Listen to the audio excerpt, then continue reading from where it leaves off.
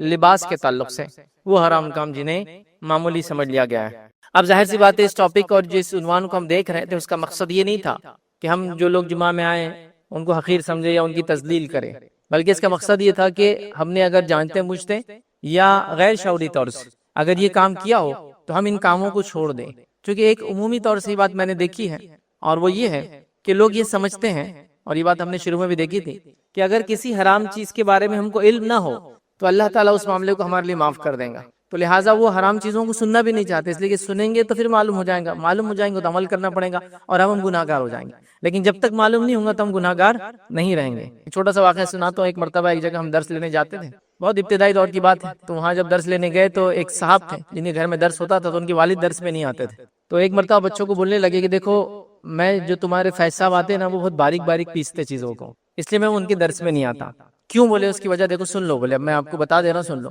میں آتا نہیں تو میں سنتا نہیں تو میری پکڑ نہیں ہے، اب تم لوگ جاتے تو تم سنتے تو تمہاری پکڑ ہے، تو لہٰذا اب تم دیکھ لو تمہارا کیا معاملہ ہونے والا ہے۔ تو گویا ان کا یہ ایک بلیف تھی، سوچ تھی یا فکر تھی کہ اگر حرام چیزوں کو سنے نہیں تو عمل نہیں بھی کرے تو پوچھ نہیں ہوں گے، جیسا کہ اگر مجھے نہیں پتا کہ جوا کھیلنا حرام ہے تو میں کھیل سکتا ہوں، اگر مجھے نہیں پتا کہ سود لینا حرام ہے تو میں سود لے سکتا ہوں۔ تو ان کی یہ سوچ تھی کہ اگر ہمیں کسی چیز کا علم نہ ہو تو وہ کام اگر کر لے تو جائز ہے، تو بولنے لگے بچوں کو کہ باریک باریک پیستے ہو تو اگر آپ جاتے تو آپ کو دیکھو مسائل معلوم ہو رہے مطلب آپ کی پوچھ ہونے والی، تو یہ تھاٹ پروسیس، یہ سوچ بالکل غلط ہے۔ آپ بتائیے اگر ایک شخص ہو جس کو حق معلوم، مطلب جس کے پاس تک توحید کی دعوت پہنچی ہو، ٹھیک ہے ہم سیدھے نہیں پہنچا پائے لیکن پہنچی ہو، تو کیا اللہ کے سامنے نہیں بول سکتا کہ میرے سامنے؟ اللہ کا کام ہے کہ اس کو بتائے توحید کیا تھی، حق کیا تھی، ورنہ جیسا اگر ہم یہ سوچے کہ مجھے حرام نہیں معلوم تھا تو میں عمل نہیں کیا تو پوچھ نہیں ہوں گی، تو ایسے کئی لاکھوں کروڑ لوگ جو کہیں گے ہم تک مسلمانوں نے توحید کی پیغام نہیں پہنچا لہٰذا ہم کو پتہ نہیں تھا لہٰذا ہم جہنم میں نہیں جا سکتے۔ لیکن قیامت کے دن کوئی ایک بھی مشرک اور کافر یہ کہتے ہوئے قرآن کے اندر کوئی ذکر نہیں کہ یہ اللہ پہ الزام لگائیں گے کہ ہم کو پتہ نہیں چلا تھا تیرے دین کے بارے میں، تو یہ اللہ کا ذمہ اللہ پہنچا دے گا۔ تو لہٰذا کبھی ہوتا ہے جب حرام کاموں کی بات کرتے ہیں تو لوگ سمجھتے ہیں ارے یار یہ تو ہم کو ٹارگٹ کیا جا رہا ہے، یار خامخواہ گئے لیکچر میں نہیں آتے، سیریز میں تو آج بچ جاتے تھے، نہیں، یہ تو اللہ کا فضل ہے کہ اللہ نے وہ چیزیں جن سے وہ سزا دیتا آخرت میں ہم کو بتا دی اللہ کے رسول صلی اللہ علیہ وسلم کے ذریعے، قرآن کے ذریعے، تاکہ ہم اس سے بچ جائے، ورنہ اگر آپ نہ معلوم ہونے کی شکل میں بھی یہ کریں گے تو پکڑ تو ہے، پکڑ سے چھوٹ نہیں یاد رکھیے۔ کوئی یہ سمجھے کہ مجھے حرام چیزیں معلوم نہیں تھی تو اللہ پکڑ نہیں کرے گا، یہ بالکل بے بنیاد عقیدہ ہے، یہ غلط بات ہے، کیونکہ جس شریعت کو ہم نے ماننے کا دعویٰ کیا اس کے قوانین جاننا ہی ہمارا حق ہے۔ جیسا کہ اگر میں کسی ملک میں جاتا ہوں اس کے ویزا اپنے پاسپورٹ پہ لگاتا ہوں تو میں اس چیز کو مانتا ہوں کہ اس ملک کے تمام قوانین میں مانوں گا، تو میرا کام ہے اب جاننا کہ اس ملک میں کیا لے جایا جا سکتا ہے اور کیا نہیں لے جایا جا سکتا، وہ ملک نہیں بتائیں گا، آپ کا کام ہے، آپ آ رہے ہیں ہمارے ملک میں آپ جانو۔ تو جب میں نے لا الہ الا اللہ کہا تو صرف یہ لا الہ الا اللہ نہیں ہے، اس کے ساتھ جتنے کنڈیشن ہے سب کو میں نے مان لیا، مطلب جو اللہ نے حکم دیا حلال کا وہ میں مانوں گا، جو حرام قرار دیا میں اس کو حرام مانوں گا، جو کرنے کا حکم دیا کروں گا، جس سے روکا اس سے رکوں گا، اللہ کے رسول کی اطاعت کروں گا، ہمیشہ ایک اللہ کو مانوں گا، یہ سب بائی ڈیفالٹ وہ کنڈیشن میں آ جاتے ہیں، تو اس بات کو آپ سمجھے۔ تو آئیے وہ حرام کام جو لباس کے معاملے ہم نے معمولی سمجھ لیا، چند باتیں اس کے بارے میں رکھوں گا۔ تو پہلی چیز انشاءاللہ ہم جو دیکھیں گے وہ یہ ہے کہ لباس کا یاد رکھیے، یہ معاملہ کچھ باتیں مخصوص مردوں کے بارے میں تو میں کہہ دوں گا مردوں کے بارے میں، کچھ باتیں مخصوص عورتوں کے بارے میں تو کہہ دوں گا عورتوں کے بارے میں، تو یہ مخصوص بات مردوں کے بارے میں، اس میں لیکن عورتوں کو بھی علم ہے، وہ اس لیے کہ ان کو اپنے مرد بچوں کو یہ کام کروانا ہے، ظاہر سی بات ہے ان کے لیے علم تو سب کے لیے، تو یاد ہے کہ لباس کو یاد رکھیے اپنے ٹخنوں سے نیچے پہننا، یہ مردوں کے لیے خاص ہے، عورتوں کے لیے نہیں، عورتیں تو پورا نیچے تک پہنیں گے، وہ لڑ بھی جائے تو کوئی مسئلہ نہیں، ٹخنوں سے اونچا پہننا یاد رکھیے۔ اور یہ لباس کا وہ حرام کام ہے جس سے ہم نے معمولی سمجھ لیا، یاد رکھیے معمولی مطلب یہ کہ حرام کام ہے لیکن ہم سمجھتے کچھ نہیں ہوگا، اگر ہوگا بھی تو تھوڑے دن عذاب ملیں گا، پھر ہم جنت میں انشاءاللہ چلے جائیں گے، لیکن جو اسبال کرتا ہے، اسبال مطلب ٹخنوں سے نیچے پینٹ، پیجامہ، لنگی، پتلون، سوپ کو لٹکانا، اس کو بولتے اسبال، اور کرنے والے کو بولتے عربی مسبل، کرنے والا، مسبل، ٹھیک ہے، تو جیسا صلاح نماز، مصلی نماز پڑھنے والا، تو جو اسبال مسبل جو اسبال کرنے والا ہے، تو اس کے تعلق سے اللہ کے رسول صلی اللہ علیہ وسلم نے بہت سخت وعید کی، مطلب کوئی عام وعید نہیں کی کہ چل جاتا ہے بلکہ۔ آئیے نبی اکرم صلی اللہ علیہ وسلم لباس کے اس مسئلے کے بارے میں کیا فرماتے ہیں، اور کہتے ہیں صحیح مسلم کی روایت ہے، اللہ کے رسول صلی اللہ علیہ وسلم فرماتے ہوئے کہتے ہیں 3 آدمیوں سے اللہ تعالیٰ قیامت کے دن ہم کلام نہ ہوں گا، بات نہیں کریں گا، 3 لوگ ایسے ہوں گے جن سے اللہ بات نہیں کریں گا، روزے ہم کلام نہیں کریں گا، ایک نقصان۔ پھر فرمایا نہ ان کی طرف نظر رحمت سے کبھی دیکھیں گا، دوسرا نقصان، ان پہ نظر رحمت نہیں دوڑائیں گا، نظر رحمت جس پہ نہیں ہوں گی وہ جنت میں نہیں جا سکتا، یہ بات بالکل طے ہے، تو نظر رحمت نہیں دوڑائیں گا، دوسرا مسئلہ۔ تیسرا آپ نے فرمایا اور نہ ہی انہیں گناہ سے پاک کریں گا، چونکہ نظر رحمت نہیں ڈالیں گا تو گناہ سے پاک، نہ ہی انہیں گناہ سے پاک کریں گا، پھر آگے فرمایا پاک کریں گا بلکہ ان کے لیے دردناک عذاب ہوں گا، اور وہ لوگ ہیں 3 ہے، ہمارا معاملہ صرف ایک سے ہم دیکھیں گے آج انشاءاللہ، 3 لوگ ہوئے اپنے تہبند کو ٹخنوں سے نیچے لٹکانے والا، دوسرا فرمایا جو ہے چیز دے کر احسان جتلانے والا، مطلب صدقات خیرات کرے اور احسان جتلائے، اور تیسرا فرمایا یاد رکھیں جھوٹی قسم کھا کر مال کو بیچنے والا، یہ ہم دیکھ چکے پہلے۔ تو آج ہمارا مسئلہ ہے ازبال، مزبل، ٹخنوں سے نیچے لٹکانے والا۔ یہاں اللہ کے رسول صلی اللہ علیہ وسلم تین وعدے کر رہے ہیں، اللہ بات نہیں کریں گا، اللہ رحمت کی نگاہ نہیں ڈالیں گا، اللہ گناہوں سے پاک نہیں کریں گا، کس کو؟ جو اپنا ازبال، ٹخنوں سے نیچے کپڑوں کو لٹکاتا ہے۔ اب ایک سوال یہاں آتا ہے، لوگ سمجھتے ہیں ٹخنوں کو چھپانا نہیں چاہیے، کھلا رکھنا چاہیے، تو سوال کیا کرتے ہیں پھر آپ تو ساکس پہنتے ہیں، تو ساکس میں تو ٹخنا ڈھک جاتا۔ ٹخنا کھلا رکھنا اصل نہیں ہے، اصل ہے جو اوپر سے چیزیں پہنی جاتی ہے وہ ٹخنوں سے نیچے نہ جائے، نیچے سے پہنی جانے والی چیزیں ٹخنوں سے اوپر آ سکتی ہے، جیسا socks, leather socks, shoes, long shoes پہن سکتے آپ۔ ٹخنا دکھانا اصل نہیں ہے، جو چیز اوپر سے پہنی جاتی ہے وہ ٹخنوں سے نیچے نہیں جائے، رول یہ ہے۔ تو اب اوپر سے کیا، جیسا کپڑا، سوپ، لنگی، پیجامہ، پتلون، شلوار، تہبند جو بھی پہنتے ہیں مردوں کے لیے یاد رکھ، وہ ٹخنوں سے نیچے نہ جائے، لیکن نیچے سے کوئی چیز پہن رہے ہیں، یا سردی سے بچنے کے لیے ساکس پہن رہے ہیں، یا وارم ویئر پہن رہے ہیں، یا کچھ بھی خفین پہن رہے ہیں، وہ چلتا ہے۔ تو ٹخنا کھلا رکھنا اصل نہیں ہے، ورنہ کئی لوگوں کو میں نے سنا رہا آپ تو بولتے ٹخنے کا، آپ تو ساکس پہنتے اس میں ڈھک جاتا، ٹخنا کھلا رکھنا اصل نہیں ہے۔ اوپر سے آنے والی چیز کو ٹخنوں سے نیچے نہیں لٹکانا، یہ اصول ہے، اور جو اوپر سے آنے والی چیز کو ٹخنوں سے نیچے کرتا ہے اس کو بولتے ہیں مسبل، اسبال کرنے والا۔ اس سے منع ہے، چونکہ اللہ کے رسول نے شوز پہنے یا پھر ایسے ساکس پہنے سے خفین کہتے ہیں جو ٹخنوں سے اوپر تک آتے ہیں اور لیدر کے موٹے بنے ہوئے ہوتے ہیں، تو اس میں تو چھپ جاتا ہے، مسبل نہیں ہونا چاہتا۔ یہ بڑی اہم چیز ہے، اس بات کو ہم سمجھے۔ نبی اکرم صلی اللہ علیہ وسلم جو لباس پہنتے ہو ٹخنوں سے اونچا، اور زیادہ جب آپ اونچا پہنتے تو آدھی مچھی تک، جو پنڈلی کی مچھی بولتے ہیں وہاں تک آتی، شن کی جو مسل ہوتی ہے اس کی آدھی مسل تک پہنتے تھے، اتنا اونچا بھی ہوتا تھا۔ تو گویا ہمارے لمٹ کیا ہے، ٹخنوں سے اوپر سے لے کر تو آدھی مچھی تک، بس آپ جہاں بھی اس کے بیچ میں آپ کو جتنا کرنا ہے آپ کر سکتے ہیں، ٹخنوں سے نیچے نہیں جانا چاہیے۔ اب یہ اصول یاد رکھ لیجیے، اور بڑی سخت وعید ہے، معمولی وعید نہیں۔ اب کچھ لوگ کہتے ہیں یہ تو ان لوگوں کے لیے تکبر سے لٹکاتے تھے، اس حدیث میں کہیں بھی تکبر کا لفظ نہیں ہے، لیکن حدیث پوری واضح ہے، صحیح مسلم کی روایت ہے کہ 3 آدمیوں سے اللہ تعالیٰ روز قیامت جو ہے نہ ہم کلام ہوں گا، نہ رحمت کریں گا، نہ مغفرت کریں گا، اور ان کے لیے دردناک عذاب ہوں گا۔ کہیں بھی نہیں ہے کہ وہ تکبر سے کرتا ہوں گا، کہیں بھی نہیں، الفاظ ہی نہیں۔ ہاں، تکبر سے کرنے والے کے لیے ڈبل عذاب ہے، یہ بات حدیث کے اندر آتی ہے، مطلب جو لٹکائے بھی اور تکبر سے لٹکائے، جیسا بادشاہ، سلاطین، بڑے بڑے لوگ اس زمانے میں اپنے کپڑوں کو لٹکاتے تھے، بلکہ اتنا لٹکاتے تھے کہ پیچھے لوگ لے کر چلتے تھے اس کو اٹھا کے جب ان کو چلنا ہوتا تو یہ یاد رکھیے، وہ تکبر سے کرتے، ان کے لیے اور زیادہ بڑا عذاب ہے۔ لیکن نبی اکرم صلی اللہ علیہ وسلم کو تکبر تھا نہیں تھا، پھر بھی آپ ہمیشہ اوپر رکھتے تھے۔ کیا دلیل ہے؟ ہمارے لیے اتباع کی دلیل ہے کہ ہم کو نبی اکرم صلی اللہ علیہ وسلم جیسا کرنا ہے۔ اب آئیے، کچھ لوگ کہتے ہیں ابوبکر صدیق رضی اللہ عنہ کا جو ہے ٹخنے سے نیچے جاتا تھا، تو یاد رکھیں ابوبکر صدیق کے تعلق سے آتا ہے کہ ہاں کبھی کبھار ان کو دیکھا گیا کہ ان کا ٹخنا ڈھکا ہوا ہوتا تھا، لیکن کیسا ہوتا تھا وہی بتا دیتا ہوں۔ ایک طرف نیچے ہوتا تھا اور ایک طرف اوپر، وہ بھی کیا ہے، کپڑا چونکہ سلا نہیں سکتے تھے، پیسہ اتنا نہیں تھا لوگوں کے پاس، اور تھا بھی تو یہ لوگ اسراف نہیں کرتے تھے، تو اسی کپڑے کو یوز کر رہے تھے، آپ سمجھے؟ تو تب ایک لٹکتا تھا، تو اگر کوئی کہہ رہا ہے میں ابوبکر صدیق کی سنت پہ چلتا ہوں تو ایک نیچے لٹکائے ایک اوپر کرے، اور اللہ کے رسول نے کہا ابوبکر کو تکبر نہیں ہے۔ اب اللہ کے رسول نے ابوبکر کی ضمانت تو لے لی، میری اور آپ کی ضمانت کون لیں گا بتائیے؟ ابوبکر کی ضمانت ہو گئی۔ اب کچھ لوگ کہتے ہیں نہیں ہم کو تکبر نہیں ہے اس لیے ہم لٹکا سکتے، چلیے اوپر کیجئے، نہیں اوپر نہیں کر سکتا ہوں، تکبر بھی ہے نا، میں تکبر سے نہیں لٹکا دوں نا، چلیے اوپر کیجئے نا، پھر ایک بار نہیں اوپر نہیں کر سکتا، تکبر تو ہے، پھر اس کا مطلب کہاں گیا پھر وہ، چلیے کر کے دیکھیے نا پھر ایک بار۔ تو بہرحال لوگ لیکن فیشن میں یہ کام کرتے ہیں، لیکن سنت کی وجہ سے یہ کام نہیں کرتا ہے۔ بیچ میں فیشن آ گیا تھا، چند سیلیبریٹیز اونچا پہن رہے، اب سب پہن رہے، دیکھیں چھوٹے چھوٹے پینٹ پیچے ہوتے ہیں، اونچے اونچے ہوتے ہیں، سب پہن رہے، اب وہ لمبا کریں گے وہ بھی لمبا کر دیں۔ نبی اکرم صلی اللہ علیہ وسلم سنت بول کے آپ یہ کیجئے، ورنہ سب دردناک عذاب کی وعید یاد رکھیے۔ تو میں سمجھتا ہوں پوائنٹ بہت امپورٹنٹ تھا، اور ہم نے اس کو کلیئر کرنے کی کوشش کی۔ یاد رکھیے کہ ہم کو لباس کے معاملے میں یاد رکھیے لباس کو اونچا پہننا چاہیے، ٹخنے سے اونچا جو ان کے اوپر کی طرف سے نیچے جاتی ہے وہ کبھی بھی جو ہے ٹخنے سے نیچے نہ جائے، چاہے آپ لنگی، پتلون، پیجامہ، عربی سوپ جو بھی پہنتے ہیں وہ ٹخنے سے اونچا رہنا چاہیے، یاد رکھیے، ٹھیک ہے؟ منیمم ٹخنے کے تک آ سکتا ہے، اور اس کے اوپر کرنا ہے تو آدھی مچھلی تک آپ لے جا سکتے ہیں۔ دوسرا وہ کام یاد رکھیے جو لباس کے معاملے میں حرام ہے لیکن ہم نے اس کو معمولی سمجھ لیا، یاد رکھیے وہی ہے، اور یہ بھی مردوں کے لیے یاد رکھیے، وہ ہے 2 چیزیں مردوں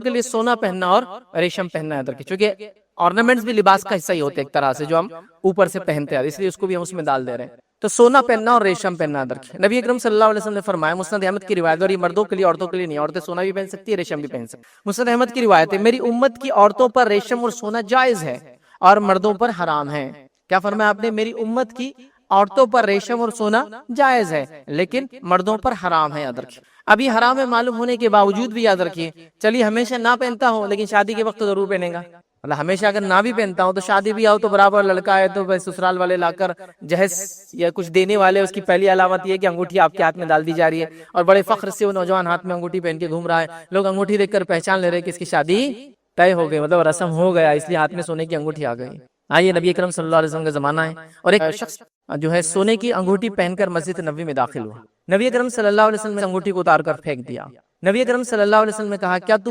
پسند کرتا ہے کہ آنکھ کا انگارہ تیرے ہاتھ میں دیا جائے یا تجھے پہنا جائے؟ تو کہا نہیں۔ اس کے بعد کچھ لوگ اس کے پاس آئے اور کہا تیرے گھر میں محرمات ہوں گی نا، مطلب گھر میں عورتیں وغیرہ ہوں گی نا، ان کو لے آ کے دے دے۔ تو کہا اس انگوٹھی کو میں کبھی نہیں اٹھاؤں گا، جس کو اللہ کے رسول نے پھینک دیا اس کو نہیں اٹھاؤں گا۔ اس نے اس انگوٹھی کو ہی چھوڑ دیا۔ دیکھیے کیسی اتباع تھی صحابہ کی اور اس نوجوان کی۔ چونکہ ظاہر سی بات ہے یہ بڑا ٹف کام ہے، یاد رکھیے نوجوان اس کو سمجھ سکتے ہیں، اور وہ بھی آج کل کے نوجوان جو ٹرینڈز کے حساب سے چلتے ہیں، سوشل میڈیا کے دور کے حساب سے، ان کے پاس کسی فیشن کو فالو کرنا اتنا امپورٹنٹ ہوتا ہے کہ وہ کچھ بھی کر سکتے ہیں اس کے لیے۔ اب ایک شخص ایک ٹرینڈ کو اس زمانے کے فالو کر رہا تھا کہ سونے کی انگوٹھی پہنا تھا، رسول اللہ کے ایک جملے نے اس کو ٹرینڈ بدل دیا، اس کا ختم، ہمیشہ کے لیے ختم۔ اس سے کیا بات پتہ چلی کہ آپ کو جو بھی لباس آپ پہنتے، جو بھی چیز جسم پر پہنتے ہو، نبی اکرم صلی اللہ علیہ وسلم کے بتائے ہوئے طریقے سے، اور سونے کا کچھ بھی نہیں ہوگا، کسی بھی قسم سے نہیں ہوگا، کسی بھی چیز پہ نہیں ہوگا سوائے اس کے کہ اگر وہ ضرورت کی چیز ہو تو، لیکن آرنامنٹ نہیں، جیسا کہ دانت کی جگہ دوسرا دانت لگانا ہے اور اس کے علاوہ کوئی آپشن نہیں کہ گولڈ کا لگائے تو جائز ہے۔ ناک کی جگہ کوئی اور ناک لگانا اور آپ کے پاس کچھ نہیں بنتی۔ اب میں یہ ناک کا کیوں ایگزامپل دے رہا ہوں، اللہ کے رسول صلی اللہ علیہ وسلم کے زمانے میں کیا ہوا، اس زمانے میں جب جنگ ہوتی تو عموماً انگلیاں اور ناک بہت کٹ جاتی تھی، جیسا آپ کسی نے وار کیا پیچھے ہٹے ناک چلے گئی، ہاتھ بچانے کے ہاتھ کی انگلیاں چلے گئی، کامن تھا۔ تو کیا کرتے تھے عرب، جب ناک چلی جاتی تھی تو ناک یاد رکھے سافٹ بون ہوتی ہے، اور وہ سافٹ بون اندر ہارڈ اسکل میں اٹکی ہوئی ہوتی ہے، جب وہ کٹ جاتی ہے تو اس کو پورا نکال لیتے ہیں تو اندر سوراخ بچتا ہے ایک بڑا۔ ابھی الحمدللہ آج کل ایسے لوگ نہیں دکھتے، لیکن پہلے ایسے لوگ دکھا بھی کرتے تھے، لوگ چہرہ ڈھک کے رکھتے تھے، ناک ایکسیڈنٹ میں چلے جاتی، سرجریز ہوتی نہیں تھی، پلاسٹک سرجری کامن نہیں تھی، کاسمیٹک سرجری تو کھلی ہوتی تھی ناک کی، اور ہم نے بچوں نے کچھ لوگوں کو دیکھا مانگنے والے ناک نہیں ہوتی تھی، تو ویسا ہوتا تھا۔ تو کیا کرتے تھے اہل عرب، وہ اب ناک نہیں تو اچھا نہیں دکھتا، تو ان کے پاس ایک سسٹم تھا، وہ لوگ چاندی کی ایک ناک بناتے تھے اور اس کو اندر اٹکا دیتے تھے تو تھوڑا خوبصورت لگتا ہے، اور چاندی کے چہرے ناک بنانا ہی اس زمانے میں کامن تھا۔ آپ دیکھیں اولڈ ایجز کے اندر، مڈل لیول ایجز کے اندر یہ کرتے تھے لوگ، چاندی کا چہرہ، چاندی کے گال جو کٹ جاتے تھے، کان کی جگہ چاندی اٹکا دیتے تھے، چاندی کا کان کامن تھا، تو چاندی کی ناک اٹکاتے تھے۔ تو ایک مرتبہ ایک صحابی اور کہ اللہ کے رسول میں چاندی کی ناک لگاتا ہوں، لیکن جب ہوا اس میں سے گزرتی ہے نا تو اس کی بدبو بڑی آتی ہے، اسمیلی ہوتی ہے چاندی، کیونکہ چاندی آپ کو پتا ہے آکسیجن سے جب وہ ہوتی ہے تو بلیکش کلر لیتی ہے، مطلب وہ ریئیکٹ کرتی ہے،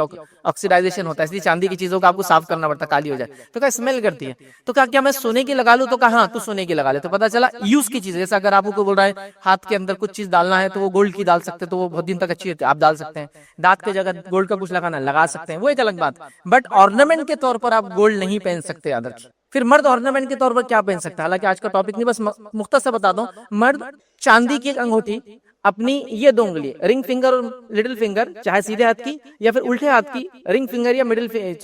فنگر اس کو کہتے ہیں، چھوٹی انگلی اور یہ اس کو انگوٹھی والی انگلی کہتے ہیں، ان میں پہن سکتا ہے۔ اور آپ صلی اللہ علیہ وسلم کی انگوٹھی جو تھی چاندی کی تھی، اس پر ایک حبشی نگینہ تھا، کچھ لوگ بولتے ہیں عقیق اللہ کے رسول پہنتے تھے، اللہ کے رسول عقیق کبھی نہیں پہنا، حبشی نگینہ ایتھوپین ایک نگینہ ہوتا تھا جو بلیک کلر کا ہوتا تھا، بلیک شیڈ میں وہ تھا، اور اس پہ لکھا ہوتا محمد رسول اللہ، اور اللہ کے رسول اس کو الٹا پہنتے تھے، مطلب رنگ کا نیچے کا حصہ اوپر اور جو سیل تھی وہ نیچے آتی تھی، اس لیے آپ دیکھیں بہت سارے اہل علم کو وہ انگوٹھی پہنتے ہیں اس کے پیچھے پتھر ہوتا ہے لیکن الٹا پہنتے ہیں، پتھر نیچے اور انگوٹھی کا پتلا حصہ اوپر رہتا ہے، تو یہ سنت ہے، تو اللہ کے رسول الٹا پہنتے تھے اس کو، تو بہت سارے صحابہ بھی یہ کرتے تھے، اور صحابہ نے بعد میں اس عمل کو جاری رکھا، اس سے پتہ چلا یہ بھی آپ کر سکتے، کرنا ہے تو، لیکن سونے کی نہیں، سونے کے علاوہ وہ بھی منع یاد رکھیں۔ اللہ کے رسول کے سامنے ایک شخص آیا جس نے لوہے کی پہنی، آپ نے پسند نہیں کیا، اس نے پیتل کی پہنی، آپ نے پسند نہیں کیا، اس نے چاندی کی پہنی، آپ نے خاموشی اختیار کی، تو پتہ چلا سونا تو حرام ہے، پیتل تانبا لوہا بھی نہیں پہن سکتا ایک مرد، صرف چاندی، تو اگر پہننا ہے تو پھر یہ پہنیے، بہرحال تو سونا اور ریشم مرد پہ حرام ہے، یاد رکھیں، اور ریشم بھی حرام ہے، تو ریشم کے کپڑے بھی مرد نہیں پہن سکتا، عورتیں پہن سکتی، یاد رکھیں، لیکن ریشم کے کپڑے نہیں، کپڑے کے اندر کچھ حصہ ریشم کا ہو جائز ہے، جیسے نبی اکرم صلی اللہ علیہ وسلم کا ایک کرتا تھا جس کے کف انگلش میں بولتے ہوئے عربی کا لفظ ہے کف، تو جو کف تھے یاد رکھیے وہ مخمل کے، وہ جو ریشم کے تھے، یاد رکھیے، تو آپ نے پہنا، اور اس کے اندر کا جو کالر کا حصہ ہوتا ہے جو گردن پہ لگتا ہے اس پہ ریشم لگا تھا، آپ نے وہ پہنا، تو پتہ چلا پارٹ ریشم ہو تو کوئی مسئلہ نہیں، جیسا کہ کسی کا کپڑا ہے اور ایک ریشم کی پٹی ہے خالی، یا پھر وہ گردن پہ چبھتا ہے کبھی کپڑا ہے نا، یا کاندھوں پہ جہاں چبھتا ہے تو وہاں ریشم ہے، یا کسی بیماری کی وجہ سے جہاں کپڑا لگتا ہے تو وہاں ریشم ڈال دیا، کف میں ریشم چلیں گا، پورا ریشم نہیں پہن سکتا، کمپلیٹلی ریشم کا لباس مرد نہیں بن سکتا، نہیں کرتا نہیں پاجامہ کمپلیٹ، کرتے اور پاجامے کا سرٹن پارٹ ریشم کا ہے جائز، ٹھیک ہے، تو اس بات کو یاد رکھ، لیکن سونا کسی بھی شکل میں جائز نہیں، سوائے جیسے میں نے بتایا جو نان آرنامنٹ کی شکل میں ہوتا ہے، جو میڈیکل یوز ہو سکتا ہے اس کا، وہ ایک الگ بات ہے، یاد رکھ، ٹھیک ہے۔ اب کچھ لوگ یہ کہتے ہیں کہ سفر پہ گئے تو کچھ ہونا چاہیے، اچانک کچھ ہو گیا، یہ ہو گیا وہ ہو گیا، تو بہرحال چاندی رکھ سکتے ہیں، اور کئی قیمتی چیزیں بہرحال بھی رکھی جا سکتی ہے، اس کے لیے سونا ہی ضروری نہیں، یاد رکھے، ٹھیک ہے۔ اور آج کل تو کوئی مسئلہ نہیں، ہر چیز کا والیٹ ہوتا ہے، ہر چیز آن لائن ہوتی ہے، تو وہ تو آپ کے زمانے میں تو ریلیونٹ بات رہی نہیں، یاد رکھے، لیکن یاد رکھیں اس بات کو ہم خاص طور سے یاد رکھیں کہ سونے کی کوئی چیز ہم نہیں پہنیں گے۔ تیسری چیز یاد رکھیے جو لباس کے اندر آتی ہے، یاد رکھیے جس کو ہم نے معمولی سمجھ لیا، اور یہ عورتوں کے لیے خاص یاد رکھیں، وہ کیا ہے؟ عورتوں کا خوشبو لگا کر باہر نکلے، اس نیت سے کہ لوگ اس کی خوشبو کو محسوس کرے۔ نبی اکرم صلی اللہ علیہ وسلم نے منع قرار دیا ہے، یہ حرام ہے اور سخت ترین، سنگین ترین، بدترین جرم ہے۔ میں اتنے الفاظ کیوں ادا کر رہا ہوں؟ جب میں حدیث پڑھوں گا تو آپ سمجھ جائیں کتنا برا جرم ہے۔ سخت ترین، بدترین، سنگین ترین، گھٹیا سے گھٹیا یہ خوشبو لگانا۔ حدیث کے الفاظ سنیے، ذرا غور کیجئے، پھر بات سمجھ جائیں گے۔ مسند احمد کی روایت ہے، اللہ کے رسول صلی اللہ علیہ وسلم فرماتے ہیں، اور اللہ کے رسول صلی اللہ علیہ وسلم سچوں سے سچے ہیں، سب سے بڑے سچے ہیں، اتنا بڑا سچا دنیا میں نہیں گزرا تھا۔ آپ نے سچ بولا ادھر، کیا بولتے ہیں آپ؟ غور سے سنیے۔ آپ فرماتے ہیں وہ عورت زانیہ ہے، وہ عورت جو خوشبو لگا کر باہر نکلے۔ سبحان اللہ، مذاق نہیں ہے۔ ایک مومن عورت اپنے نبی کے منہ سے زانیہ کا الفاظ نہیں سن سکتی، یاد رکھیں کتنا بڑا الزام ہے۔ اگر کسی کو آپ حرامی لفظ بول دے تو وہ چڑ جاتا ہے، حالانکہ اس میں اس کا قصور نہیں ہے، اس کے ماں باپ کا قصور ہو سکتا ہے زیادہ، ہے نا، اس کا کیا بیچارے گا؟ ولاد الزنا جو ہوتی ہے اس کا کیا قصور رہتا ہے؟ وہ تھوڑی اپنے کنسنٹ سے بولتا ہے۔ یہاں ایک عورت کو اللہ کے رسول کیا کر رہے ہیں؟ زانیہ ہے۔ زانیہ عورت کیا ہوتی ہے آپ سب سمجھتے ہیں نا؟ وہ عورت جو اپنا منہ کالا کرتی ہے، وہ عورت جو غیر مردوں کے ساتھ، جس کو کہیں گے بے شرمی کی جو حد ہوتی ہے، اس کو پار کر جاتی ہے، زنا کرتی ہے، sex out of wedlock بولیں گے، شادی کے بغیر سیکس کرتی ہے۔ وہ الزام نبی اکرم صلی اللہ علیہ وسلم لگا رہے ہیں، اور اللہ کے رسول جھوٹ نہیں بولتے، یاد رکھیے۔ نبی اکرم صلی اللہ علیہ وسلم سچوں سے سچے کیا فرما رہے ہیں؟ وہ عورت زانیہ ہے، وہ جو خوشبو لگا کے نکلتی ہے۔ اب کوئی مومنہ یا کوئی مسلمان عورت خوشبو لگا کے گھر سے باہر نہیں نکل سکتی بھائی، یہ بات تو بالکل طے ہے۔ کتنی سخت وعید ہے۔ لیکن آج دیکھیے عورتوں کو خوشبو لگا کر، بلکہ ان کے خوشبو کا ایڈورٹیزمنٹ نہیں کی جا رہا ہے کہ جب آپ چلو گے تو لوگ مڑ مڑ کے آپ کو دیکھیں گے۔ اب کوئی سوال کر سکتا ہے عورت پھر کیا لگائے؟ باڈی سمیلی ہو جاتی ہے، بدبو ہو جاتی ہے جس میں، تو کیا کرے؟ تو ہاں، عورت خوشبو لگا سکتی، کون سی بتا دیتا ہوں۔ عورت اور مرد کی خوشبو میں ایک ڈیفرنس ہے، وہ یہ ہے کہ عورت ایسی خوشبو لگا سکتی ہے جس کا پیچ آتا ہو، کلر کا پیچ آتا ہو، لیکن اس کی فریگرنس نہیں آتی ہو، مہک نہیں اٹھنا چاہیے۔ اور آدمی کو اللہ کے رسول نے پیچ والی خوشبو سے منع کیا، اور وہ کے اندر خوشبو کی دو قسم تھی، ایک تھا جو دھبے کی شکل میں آتی تھی، مطلب اس کو اگر لگائے تو اس کا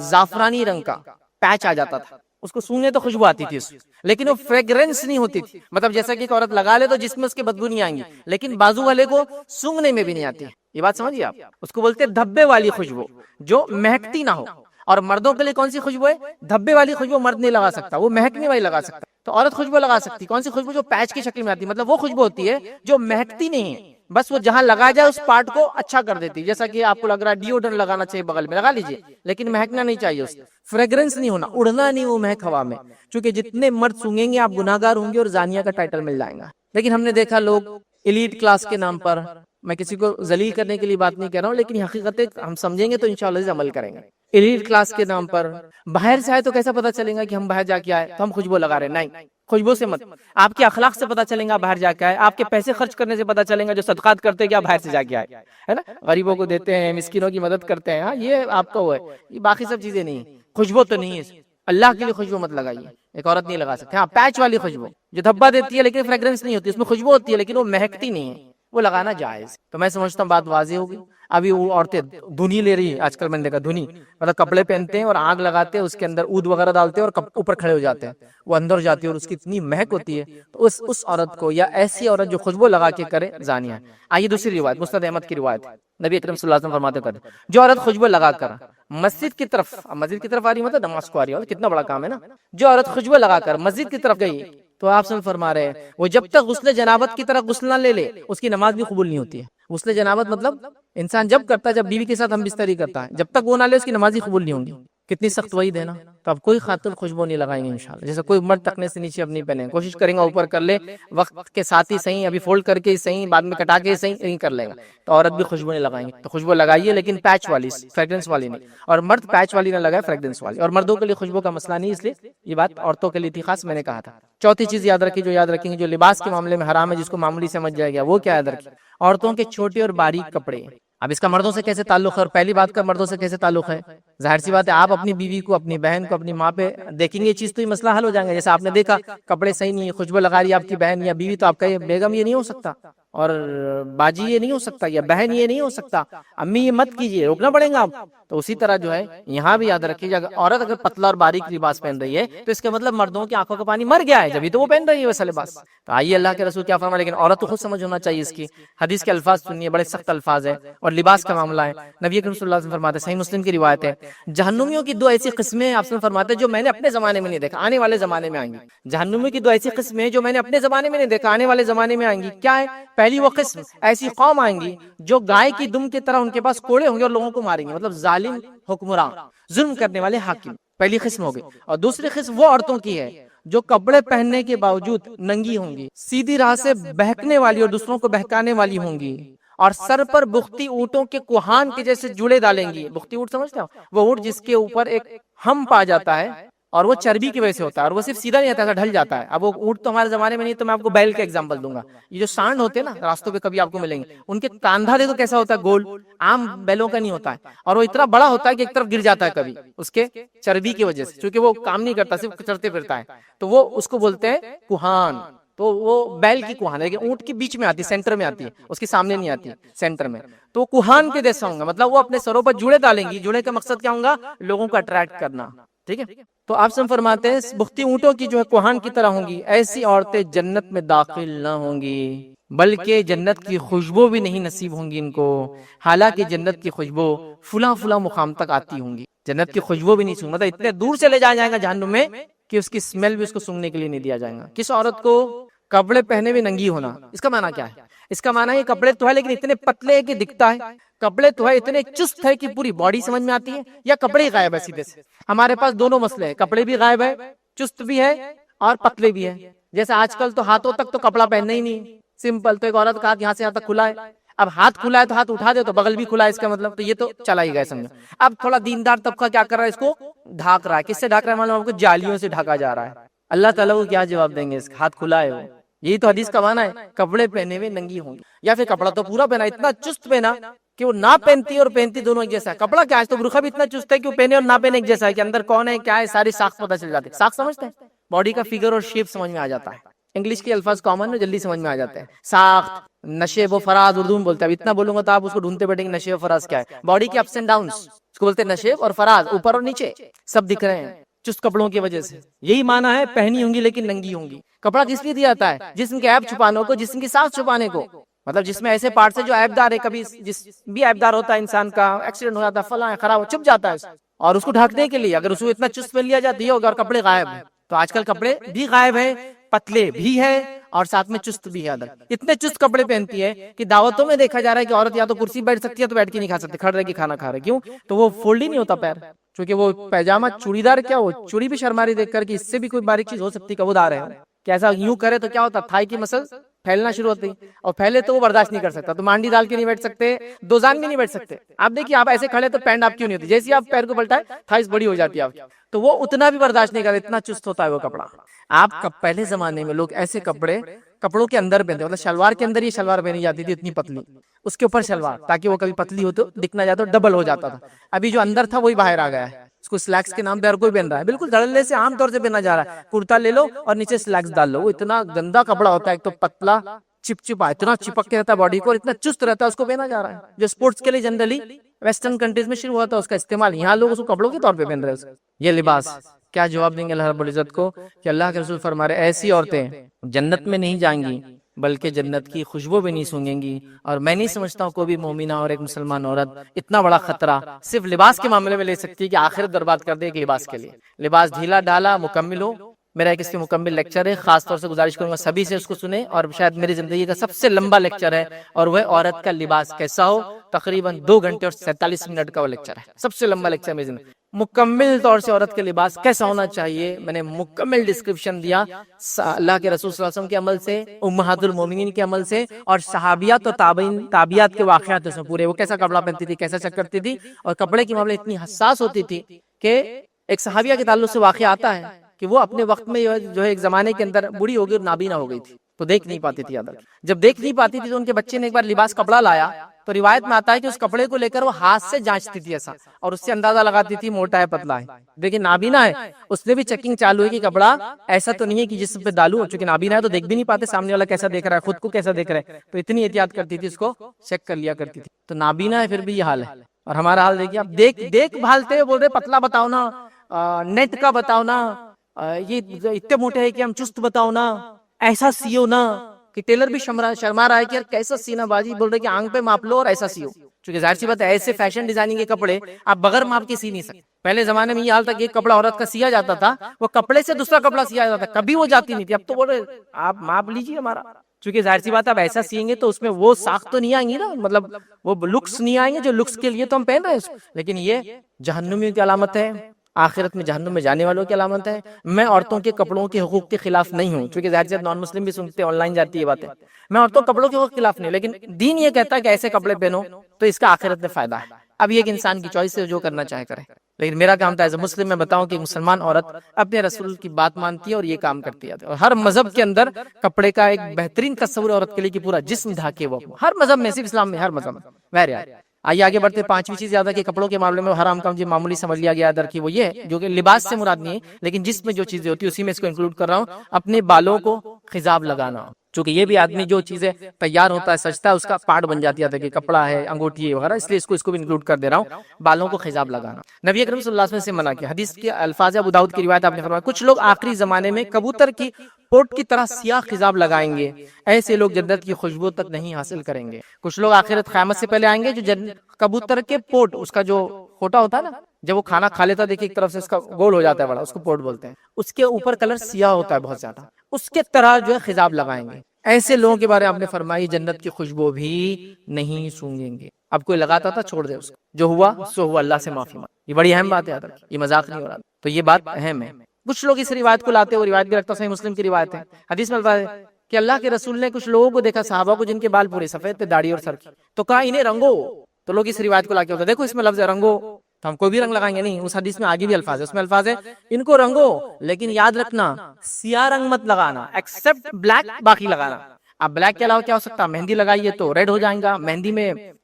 پتی یا کافی ڈالے تو جس کو براؤن ہوگا، جیڈ براؤن ہوگا، براؤن کا ایک دم ڈارک جو پارٹ ہوتا ہے وہ سب ہو سکتا ہے، لیکن بلیک نہیں ہوتا، کبھی ڈارکش براؤن ہوگا لیکن بلیک نہیں ہوتا، تو ٹھیک ہے وہ اس میں آپ جڑی بوٹی ڈالے، کافی ڈالے، پتی ڈالے، کچھ بھی ڈالے، لیکن وہ بلیک نہیں ہونا چاہیے، بس بلیک کے علاوہ اینی تھنگ کچھ بھی چلتا ہے۔ لیکن اگر آپ بلیک بھی لگا رہے ہیں، معاف کرنا کچھ دوسری چیز بھی لگا رہے ہیں، اس چیز کا خیال رکھیے کہ وہ چیز جو آپ لگا رہے ہیں بلیک کے علاوہ کلر، وہ ایسا کلر نہ ہو کہ جو بالوں پہ کوٹ بناتا ہو۔ آج کل کچھ کلرز آتے ہیں 6 مہینے 1 سال کی وارنٹیز آتی ہے، سوال یہ کہ کیسے وہ ٹک پاتے ہیں۔ دیکھیے مہندی جب عورت ناخن پہ لگاتی ہے تو مہندی ناخن کے اندر چلے جاتی ہے، اگر آپ بلیڈ لے کے ناخن کو تھوڑا سا گھسے نا تو لال لال ایسے چھلکے نکلتے ہیں اس کے، مطلب وہ ناخن کا حصہ بن گئی، اوپر کور نہیں ہے، ناخن کا اندر پارٹ بن گیا اور اندر تک رہتی ہے، تو اس لیے مہندی کی وضو کا مسئلہ ہے۔ لیکن اگر نیل پالش لگائی عورت تو وضو نہیں ہوگا اس کا، کیوں نہیں ہوگا؟ لیکن نیل پالش کور بنا دیتی ہے، تو ویسے بالوں کے اندر پانی جانا ضروری ہے، لیکن بال گیلے ہو جاتے ہیں اس سے۔ لیکن اگر آپ ایسا کوئی کلر لگائیں گے جو ٹھیک ہے بلیک تو نہیں ہے لیکن وہ کور بنا دیتا ہے، پلاسٹک جیسا ایک کور، تو وہ کلر بھی نہیں چلے گا، کیونکہ اس سے نہ آپ کا غسل ہوگا نہ آپ کا وضو ہوگا،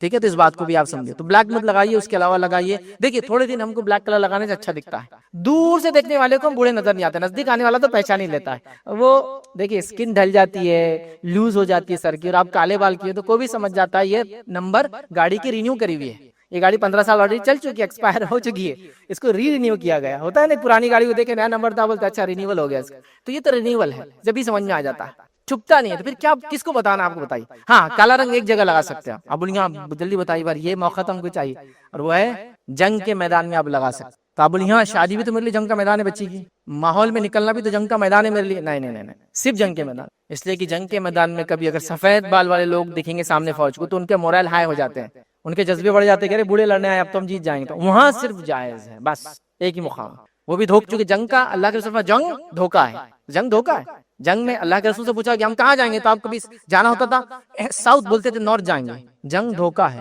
اسے بولا نہیں جاتا، صحیح بات، فوج پوچھ رہی کہاں جانا ہے تو آپ بولتے تھے صبح فجر کے بعد ہم نارتھ جائیں گے، جب فجر کی نماز پڑھتے بولتے ساؤتھ جانا ہے، تاکہ اگر کوئی مخبر بھی ہوں گا تو غلط خبر جائیں گے، تو جنگ کیا ہے، دھوکا ہے، تو جنگ دھوکا ہے، شادی دھوکا نہیں ہے، محلے میں لوگوں کو دھوکا نہیں دینا اپنے کو، وہ سب نہیں، تو صرف ایک جگہ لگا سکتے ہیں، باقی سب جگہ حرام ہے۔ اچھا کوئی سوال کرتا میں تو جوان ہوں، بال لیکن سفید ہو گئے، تو آپ دوسرا کلر کیجیے، بلیک الاؤڈ نہیں ہے، بلیک الاؤڈ نہیں ہے، اس بات کو آپ یاد رکھیں۔ اسی طرح آخری پوائنٹ جو آج دیکھیں گے ہم یاد رکھیں، لباس کے معاملے میں، حالانکہ لباس کا حصہ نہیں لیکن بالوں سے اس کا تعلق ہے، اور لباس میں اس کو کاؤنٹ ہوتا ہے، آدمی اچھے کپڑے اور بال جماتا کہیں گا تو خوشبو لگاتا ہے، اس لیے اس کو کور کر رہا ہوں، وہ یہ یاد رکھیں نقلی بال لگانا، نقلی بال لگانا مرد عورت دونوں کے لیے حرام ہے، یاد رکھیں، اور بالوں کو کلر کرنا مرد عورت دونوں کے لیے حرام ہے، یاد رکھیں، یہ کامن پوائنٹ ہے اس لیے بولا نہیں میں نے کس کے لیے، تو یہ بھی یاد ہے کہ نقلی بال لگانا۔ نبی اکرم صلی اللہ علیہ وسلم فرماتے ہیں، صحیح مسلم کی روایت ہے، ایک عورت آئی نبی اکرم صلی اللہ علیہ وسلم کے پاس اور کہا اللہ کے رسول میری بیٹی بیمار تھی اور بیماری سے اس کے بال چلے گئے، وہ بیچاری ٹکلی ہو گئی۔ اب دیکھیے ایک ماں پہ کیا صدمہ، بیٹی کے بال چلے جانا تو کتنا ضروری ہے، عورت کے لیے بال اس کی خوبصورتی کا پارٹ ہے، ٹھیک ہے؟ تو کہا اللہ کے رسول میری بیٹی ہے، اور سوال کیا کہ اس کے بال بیماری کی وجہ سے چلے گئے، کیا میں اس کو جوڑا لگا دوں؟ نقلی بال اٹیچ کر دو اس کے بالوں میں؟ تو نبی اکرم صلی اللہ علیہ وسلم نے مصنوعی بال لگا دو، اس نے سوال کیا، یا ویگ لگا دو، یا تو نقلی بال یا پورے بال ایسا بنا کے ویگ، ایک تو جوڑا بولتے ہیں نقلی بال کو جو بالوں کو ایکسٹینڈ کر دیتا ہے، وہ سوال کیا اور کہا ویگ مطلب پورے لگاؤں کے نقلی بال؟ تو آپ نے فرمایا استی بالوں کے ساتھ دوسرے بال لگانے والی اور لگوانے والی عورتوں پر اللہ کی لعنت ہے۔ مطلب مت لگاؤ، اللہ کی لعنت مطلب لعنت کا مطلب ہوتا ہے خیر سے محروم کر دے اللہ، اور اللہ کی لعنت مطلب اللہ خیر سے محروم کر دیتا ہے، کوئی آپ کو خیر نہیں ملے گا، اچھائی نہیں ملے گی۔ تو دیکھیے آپ نقلی بال نہیں، ویگ نہیں، نقلی بال سے مراد یہ کہ آپ کے بال ہیں، آپ اس میں اٹیچمنٹ لگا رہے ہیں، وہ گرم کر کے چپکا دیتے ہیں آپ کے بال، وہ پھر وہ ہیلدی بھی رہتے ہیں، اگتے بھی اندر، جائز نہیں ہوا۔ اور ویگ لگانا ہے، بیچ میں بال نہیں تو آپ ایک ویگ چٹکا دے رہے ہیں، جائز نہیں، دونوں جائز نہیں۔ آپ کوئی سوال کر سکتے چونکہ آج کل ماڈرن ایج ہے تو ہیئر ری گرو کر رہے ہیں، تو ہیئر ری گرو کرنا جائز ہے، وہ نقلی بال لگانے میں نہیں آتا، چونکہ آپ نے اپنے بال نکالے باڈی کے اور اپنے سر پہ لگا لیے اس کو، یا سر کے پیچھے کیسے نکالے آگے لگا لیے، وہ ہے، وہ جائز تو ہے لیکن اس کے نقصانات وہ آپ کا ذمہ ہے۔ نہیں تو میرے فیض میں نے بول دیا میرے کو لگانا ضروری ہوگا، نہیں، اس کے نقصانات آپ کا ذمہ ہے، تیل نہیں لگا سکتے، بال نہیں جما سکتے، گھس کے دھو نہیں سکتے، سوئمنگ کو جا نہیں سکتے، اس کی اپنے مصیبتیں پھر یاد رکھیں، چونکہ وہ ری گرون ہیئر ہوتے ہیں اور وہ بہت اس کو مینٹین کرنا پڑتا ہے۔ مطلب آپ کہ سمجھو اگر ایک شادی ہو تو دو شادیاں ہو جاتی پھر آپ کی، اس کو بھی سنبھالو اور اس کو بھی سنبھالو، مطلب وہ عام چیز نہیں ہے، ایک تو کاسٹلی ہے، مہنگی ہے، اور اگر کبھی اللہ نہ کرے پرابلم ہو جائے اس میں، اور ہو رہے بہت سارے لوگوں کے، دین نیکسٹ لیول کے ایشوز آتے ہیں، یاد رکھیں، تو وہ آپ کا ذمہ ہے۔ میرے صرف بولنے سے جائز ہے، آپ کریے نہیں کریے آپ کی چوائس، کہ تو کیا ہوتا ہے کبھی سرجری نقصان مطلب غلط ہو جا رہی ہے، انفیکشنز ہو جا رہے ہیں، اور بال جما نہیں پا رہے زندگی بھر، اور اس کو نکال بھی نہیں پا رہے، بہت تکلیف ہوتی ہے، پھر وہ ایک الگ بات ہے۔ لیکن اپنے ہی بالوں کو اگر کوئی لگا رہا ہے، ریگرو کر رہا ہے تو جائز ہے، اس میں میرے آلریڈی کلپس ریکارڈڈ ہے، آپ اس کو دیکھ لیں۔ لیکن پسند میں تو کہوں گا ایک سمپل رہیے اور اچھے رہیے، بس مست رہیے، جیسے ویسے چلنے دیجیے۔ ویسے بھی ایک مرد کے لیے کوئی مسئلہ نہیں، بال اس کے سر پہ ہوتے ہی نہیں ہوتے، اور اللہ تعالیٰ نے عورتوں کو خصوصیت ہی دے دی، ان کے بال کبھی نہیں جاتے، کم ہوتے ہیں لیکن جاتے نہیں۔ دادی پردادی سگر دادی بھی زندہ ہوں گی نا، بال ہوں گے ان کو، پتلے ہو گئے ہوں گے لیکن ختم نہیں ہوتے، اللہ کو پتا ہے اس کی خوبصورتی، اس کو باقی رکھو۔ میاں بھائی کو کوئی مسئلہ نہیں، بال رہے نہیں رہے، ان کی خوبصورتی اپنی الگ ہی ہے، بہرحال الحمدللہ ان کا اپنا سواگ ہے، اپنا ایک طریقہ ہے زندگی جینے کا، اور اسے بالوں میں اس سے کوئی اڑچن نہیں آتی، الحمدللہ۔ ایمان ہے، ہیلدی ہے، نمازیں پڑھ رہے، سجدے کرنے کی توفیق اللہ نے دیا، بس باقی سب دیکھا رہے گا، کوئی چیز ہے نہیں ہے، چلتے رہیں گے، تو بہرحال اس کو یاد رکھیں۔ تو نقلی بالوں کا آج کل بہت سسٹم چل رہا ہے، اللہ کے لیے نقلی بالوں کو اوائڈ کیجیے، چونکہ اللہ کی لعنت ہے لگانے والے پہ بھی اور لگوانے والے پہ بھی، تو یہ رسک تو ہم لے نہیں سکتے صرف بالوں کے لیے یار، آخرت میں اگر کامیاب ہو گئے تو اتنے خوبصورت ہو جائیں گے، حدیث میں الفاظ ہے جب جنت کے بازار لگیں گے، اور جنت کا بازار جمعہ کے دن لگتا ہے، یاد رکھیے، لیکن وہ جنت کا بازار ہے بھائی، اس کا لیول ہی نیکسٹ ہے۔ تو جب روایت میں آتا ہے جب مرد نکلیں گے، چونکہ عورتیں اس بازار میں بھی نہیں جائیں گی، روایت میں الفاظ ہے مرد جائیں گے، تو وہاں ہوا چلیں گی، اور ہوا میں کیا اڑیں گے معلوم آپ کو؟ دھول کی جگہ مشک، اور اس کے ساتھ ساتھ آپ کا زعفران اڑے گا۔ جب وہ مشک اور زعفران اڑ کر آ کے چہرے پہ لگیں گا تو ان کی بیوٹی بڑھ جائیں گی، تو جب وہ بازار جا کر گھر آئیں گے تو ان کے بیویاں کہیں گے آپ تو اور خوبصورت ہو کے جانے سے پہلے جتنے تھے، تو شوہر کہیں گے اپنی صورت کو بھی دیکھو، چونکہ اللہ نے ان کو بھی ڈبل بیوٹی کر دیا ہوگا، ان کو بھی خوبصورت بنا دیا ہوگا۔ تو مرد اس بازار میں جائیں گے جہاں خوبصورتی بڑھ جائیں گی۔ ان بازاروں میں جانے کے لیے خوبصورت بنانا پڑتا ہے اپنے آپ کو، کالا پیلا نیلا ادھارا لگا کے جانا پڑتا ہے، نہیں وہ بازار میں جا کے آئے بازار خوبصورت ہو جاتے، چونکہ وہ جنت کے بازار ہے، آپ سمجھ، تو وہاں خوبصورتی بائی ڈیفالٹ آ جائیں گی، آپ کو جو چاہیے وہ ملنے والا، تو بال کیوں نہیں ملیں گے آپ کو؟ ہاں جو چاہیے، تو ایک دنیا کی زندگی میں کوئی ایسا حرام کام نہ کر لے خوبصورتی کے لیے، کپڑوں کے معاملے میں، خوشبو کے معاملے میں، بالوں کے معاملے میں، کہ آخرت برباد ہو جائے۔ آخرت اصل ہے جب وہاں چلے جائیں گے نا، کپڑے بھی ملیں گے ایک سے ایک، سب ملیں گے۔ جنتی شخص جو مرد ہوگا اس کا ایک جو کنگن ہوگا جو اسے پہنایا جائے گا، ایک بار اگر اللہ تعالیٰ اس کنگن کو دنیا میں اجازت دیتے دکھائی دینے کا، تو اللہ کے رسول فرماتے ہیں سورج ویسے ہی پھیکا پڑ جائے گا جیسا سورج کے سامنے ستارے پھیکے پڑ جاتے ہیں، مطلب سورج غائب ہو جائیں گے اس کی چمک کی وجہ سے، اتنا چمکیلا ہوگا۔ دیکھیے جنت کا معاملہ ہے، تو یہ سب چیزیں چاہیے تو دنیا میں کچھ تو اسٹرگل ہے، کچھ چیزوں کو چھوڑنا پڑے گا ہی، پسند اور نفس بولنے کے باوجود۔ بہرحال اب وقت نہیں، ہم اپنی بات کو یہاں ختم کرتے ہیں۔ میں سمجھتا ہوں میں نے بہت امپورٹنٹ پوائنٹس لیے آج لباس کے معاملے میں، چونکہ روزمرہ کا معاملہ تھا، امپورٹنٹ تھے، مقصد تھا اصلاح، نہ کہ کسی کو ذلیل کرنا یا کسی کو نیچا دکھانا کہ بھائی ہم کو ٹانٹ مار دیا آج، نہیں بالکل نہیں، میرا مقصد نہیں ہے۔ مانا یہ تھا کہ اگر علم نہیں ہوگا تو اب علم آ گیا، اور اگر علم کے باوجود کر رہے تھے ریمائنڈر آ گیا کہ اب انشاءاللہ ہم نہیں کریں گے، تو لباس کے معاملے میں ہم کو بہت سترک ہو جانا ہے، ساودھان ہو جانا ہے، رائٹ کائنڈ آف ہم کو لباس اور کپڑا پہننا، تاکہ آخرت کے مسائل سے ہم بچ جائے۔ دنیا بہرحال جو بولے بولتی رہیں گی، اس نے ہر کسی کو بولا، اچھوں کو بھی بروں کو، لیکن آخرت سنورنا یہ اصل چیز ہے۔ اسی بھی اپنی بات کو میں ختم کروں گا۔ اللہ رب العزت سے دعا ہے کہ اللہ سبحانہ تعالیٰ ہم تمام کو لباس کے اور تمام معاملات میں حلال کام کرنے کی توفیق عطا فرمائے۔ اللہ رب العزت ہمیں ہر معاملات میں اپنی زندگی کے حرام چیزوں سے جو ہماری حفاظت کرے اپنے اس دعوے کے اندر۔ اسی طرح جو ہے اللہ سبحانہ تعالیٰ سورہ کہف سورہ نمبر 18 آیت نمبر اس کی 7 میں فرماتا اور کہتا ہے اِنَّ جَعَلْنَا مَا عَلَى الْأَرْضِ زِينَةً لَهَا لِيَبْلُوَهُمْ أَيُّهُمْ أَحْسَنُ عَمَلًا۔ اللہ فرماتا اور کہتا ہے کہ روئی زمین پر جو ہے ہم نے اسے زمین کی رونق کا باعث بنا دیا ہے. زمین کے اوپر تمام جو چیزیں ہیں ہم نے اسے رونق کا باعث بنا دیا. جو کچھ اللہ نے اس میں پیدا کیا، اس میں رکھا ہے. اور آگے فرمایا لہا لیبلوہم ایہم احسن عملا، تاکہ تمہیں آزمائے تم میں کون ہے جو اچھے اعمال کرتا ہے. تو گویا زمین پہ جو کچھ اللہ نے پھیلا رکھا ہے یہ اللہ رب العزت کا ایک ٹیسٹ ہے کہ اللہ فرما رہا ہے کہ ہم نے زمین پہ جو کچھ ہے اس کو زینت بنایا ہے، اور اس کے ذریعے ہم تمہارا امتحان لیتے ہیں کہ کون اس میں اچھے اعمال کرتا ہے. زینت وہ چیز ہوتی ہے جو انسان کی نظروں میں چمکے، جس کی طرح وہ متوجہ ہو، جو وہ کرنا چاہے. تو جو کچھ زمین میں ہے یہ زینت ہے، اور اس کے ذریعے اللہ آزماتا ہے کون ہے جو اس کے اندر جو ہے اچھے اعمال کرتا ہے. اللہ نے کیا کچھ دنیا میں نہیں بنایا، اور اس کے بعد اس کی مناہیات دے دی کہ یہ حرام ہے اور یہ حلال ہے، اور پھر آزما رہا ہے اب کون ہے جو حرام سے بچتا ہے اور کون حلال کی طرف جاتا ہے اور اچھے اعمال کرتا ہے. تو گویا یہاں بھی جو اللہ فرما رہا ہے کہ دنیا جو اس نے بنائی، تمام چیزیں جو بنائی، یہ بھی ایک قسم کا ٹیسٹ اور آزمائش ایک مومن کے لیے یاد رکھیے. اسی طرح اللہ سبحانہ تعالیٰ فرماتا ہے سورہ انبیاء سورہ نمبر 21 اس کی آیت نمبر 35 میں اللہ کہتا ہے اور فرماتا ہے وَنَبْلُوَكُمْ بِالشَّرِّ وَالْخَيْرِ فِتْنَةٌ وَإِلَيْنَا تُرْجَعُونَ. اللہ فرماتا اور کہتا ہے ہم بطریق امتحان، ہم بطریق آزمائش تم میں سے ہر ایک کو برائی اور اچھائی سے جو ہے ٹیسٹ کرتے ہیں. ہم بطریق امتحان تم میں سے ہر شخص کو اچھائی دے کر اور برائی دے کر جو ہے جانچتے ہیں، امتحان کرتے ہیں، بھلائی میں مبتلا کرتے ہیں، اور تم سب کو ہماری طرف لوٹ کر آنا ہے. تو اس آیت میں اللہ یہ فرما رہا ہے کہ یہ ہمارا طریقہ ہے کہ ہم ایسا ٹیسٹ کرتے ہیں، ایسا امتحان لیتے ہیں لوگوں کو اچھائی دے کر اور برائی دے کر، شر اور خیر دے کر. شر اس اعتبار سے کہ ظاہری طور سے لگے مجھے کہ اگر میں ایمان پر چلوں تو دنیاوی نقصان ہوگا، مجھے لگتا ہے، لیکن اس میں آخرت کے اعتبار سے خیر ہے. یا اس اعتبار سے کہ اللہ ہمیں خیر دے دیتا ہے اور آزماتا ہے، کہیں شر کی طرف ہم متوجہ تو نہیں ہوتے. تو گویا اللہ نے جو خیر اور شر دیا ہے یہ دونوں کے ذریعے اللہ رب العزت ہمیں اور آپ کو آزماتا ہے. یاد رکھیں انسانوں کو آزماتا ہے. اس کا اصل مقصد ہی یاد رکھیے انسانوں کی آزمائش ہے. تو اللہ رب العزت نے اس چیز کو اعلان کر دیا کہ خیر اور شر کے ذریعے اللہ سبحانہ تعالیٰ مجھے اور آپ کو آزماتا ہے. یاد رکھیے. تو کسی چیز کا خیر ہونا، اس میں کیسی آزمائش ہو سکتی ہے؟ آزمائش یہ ہے کہ اللہ نے بہت ساری نعمتیں دنیا کی دے رکھی ہے، اب جانچنا چاہتا ہے کیا حرمت سے بچتے ہو یا حرام کاموں میں جو ڈوب جاتے ہو. اسی طرح کچھ نعمتیں اللہ دنیا کی چھین لیتا ہے اور پھر آزما کے دیکھتا ہے کیا شکر گزار بنتے ہو اللہ کے یا ناشکری کرتے ہو اس حالت کے اندر. تو گویا خیر اور شر دونوں کے ذریعے اللہ رب العزت میرا اور آپ کا، ہم تمام کا جو ہے امتحان لیتا ہے. اسی طرح جو ہے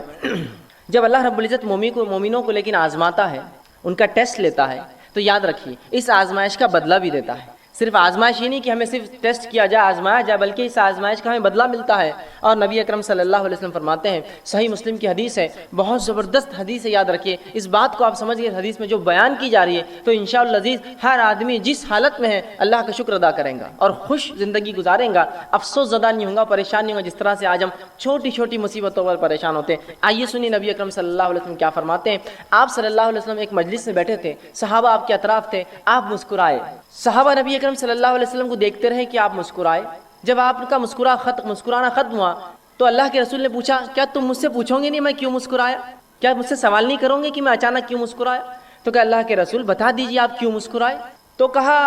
میں اس لیے مسکرایا، اور آپ نے فرمایا کہ مومن کا معاملہ بڑا عجیب ہے، اس معاملے پہ مجھے مسکرانا آیا، میں ہنس پڑا. یقین اللہ کے رسول صلی اللہ علیہ وسلم خیخے مار کر نہیں ہنستے تھے، صرف مسکراتے تھے. تو کہا وہ مومن کا معاملہ بڑا عجیب ہے، اس معاملے کو سوچ کر میں مسکرایا. کیا معاملہ عجیب ہے؟ مومن کا معاملہ عجیب ہے، اور وہ یہ ہے کہ جب اللہ رب العزت اسے فراوانی دیتا ہے، دنیا کی اچھی زندگی دے دیتا ہے، اولاد دے دیتا ہے، دھن دولت مال دے دیتا ہے، جب اچھی زندگی دیتا ہے تو یہ شکر ادا کرتا ہے، یہ اس کے لیے اچھا ہے. اور جب اللہ اس کو تنگ دستی دیتا ہے، محتاجی دیتا ہے اور دنیا کی زندگی میں کچھ کم کر دیتا ہے تو مومن صبر کرتا ہے، یہ اس کے لیے بہتر ہے. اور یہ دونوں حال میں اس کے لیے خیر ہے کہ اگر اچھائی دے تو شکر کرے، یہ اس کے لیے بہتر، اگر برائی ہو تو صبر کرے، یہ اس کے لیے بہتر. اور یہ معاملہ مومن کے علاوہ کسی اور کا نہیں ہے. اسی تعجب پر میں مسکرایا. اس بات کا مجھے عجیب لگا کہ اللہ مومن کو دونوں حال میں دیتا ہے بدلہ. دیکھیے نا کتنی اچھی بات ہے کہ اگر میں فراوانی میں ہوں، خوشحالی میں ہوں، تب بھی بدلہ پا رہا ہوں اس کا شکر ادا کر کے.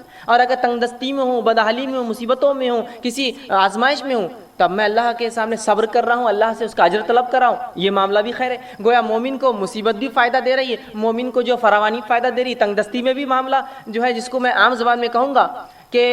جیت بھی اور پٹ دونوں بھی آئے مومن کی ہی جیت ہے. برے حالات آئے تو بھی اس کو فائدہ، اچھے حالات آئے تو بھی اس کو فائدہ. شکر ادا کرے اچھے حالت میں اللہ بدلہ دے گا، صبر کرے برے حالت میں اللہ بدلہ دے گا. تو مومن کا معاملہ عجیب ہے، رسول اللہ نے فرمایا. اور یہ معاملہ آپ نے حدیث میں فرمایا صرف اور صرف مومن کا ہے، مومن کے علاوہ یہ معاملہ کسی کا بھی نہیں. یاد رکھیے کسی اور کا نہیں ہے مسئلہ، صرف ہمارا معاملہ ہے جو ایمان کا دعویٰ کرتے ہیں، دونوں حال میں خوش ہوتے ہیں، دونوں حال میں بدلہ پاتے ہیں۔ اسی طرح جامع ترمذی کی روایت ہے، آپ صلی اللہ علیہ وسلم فرماتے ہیں جب مومن کو اللہ آزماتا ہے تو کیا ملتا ہے اس کے بدلے۔ سنیے، آپ صلی اللہ علیہ وسلم فرماتے ہیں آزمائش مومن پر آتی رہتی ہے، آزمائش مومنوں پر آتی رہتی ہے، اور ان کی جان میں آتی ہے، ان کے مال میں آتی ہے، ان کی اولاد میں آتی ہے۔ جان میں آنا، بیمار ہو گیا، معذور ہو گیا، جان پر بھی مسئلہ آ گیا۔ مال میں مصیبت آتی ہے، دھن دولت لٹ گیا، تجارت ڈوب گئی، آگ لگ گئی، فلاں مسئلہ ہو گیا، لٹ گیا، تجارت اچانک ٹھپ ہو گئی، کم ہو گئی، تو یہ مال میں کمی ہو گئی۔ یا اناج اگا نہیں، کھیتی باڑی خراب ہو گئی، یہ مال میں کمی ہے۔ اور کبھی اولاد سے آزماتے ہیں کہ اولاد دیتے ہیں، کبھی چھین لیتے ہیں، دیتے ہیں تو معذور دیتے ہیں، پیدا ہوتی ہے تو کبھی مر جاتی ہے، یا کسی کو دیتے نہیں، اولاد میں آزمائش ہے۔ تو مومن کو اللہ رب العزت آزمائشتا ہے، اس کے جان میں، اس کے مال میں، اس کی اولاد میں۔ اور اللہ کے رسول آگے فرماتے ہیں حتیٰ کہ جب وہ اللہ سے ملتا ہے، اللہ اس کو آزماتے رہتا پوری دنیا میں، حتیٰ کہ جب اپنے رب سے ملتا ہے تو اس پر کوئی گناہ باقی نہیں رہتا، سب کا اس کو دنیا کے اندر اسے گناہوں کا بدلہ مل جاتا ہے۔ سمجھ رہے ہیں آپ بات کو؟ تو گویا اگر مومن پر کوئی آزمائش آتی ہے تو اس آزمائش کے عوض اس کے گناہ جھڑ جاتے ہیں، گناہ کم ہو جاتے ہیں۔ اور نبی اکرم صلی اللہ علیہ وسلم نے حدیث میں بیان کیا اور فرمایا اگر مومن کو کانٹا بھی چبھتا ہے تو اس کا بھی اجر لکھا جاتا ہے، اس کے گناہ معاف ہوتے ہیں۔ سبحان اللہ، تکلیف میں اٹھا رہا ہوں اس کا بھی بدلہ پاتا ہوں۔ آپ ایک مرتبہ باہر نکلے صحابہ کے ساتھ فجر کی نماز کے بعد، ایک جھاڑ تھا سامنے، جو سردی کا موسم تھا اور پتے اس کے سوکھ چکے تھے، پتجھڑ تھا وہ۔ آپ آئے، صحابہ آپ کے ساتھ تھے، آپ نے اس جھاڑ کو پکڑ کر ہلایا۔ جب جھاڑ کو ہلایا تو کچھ پتیاں گرنے لگی جو کہ سوکھ چکی تھی۔ نبی اکرم صلی اللہ علیہ وسلم فرمایا جب تم میں سے کوئی شخص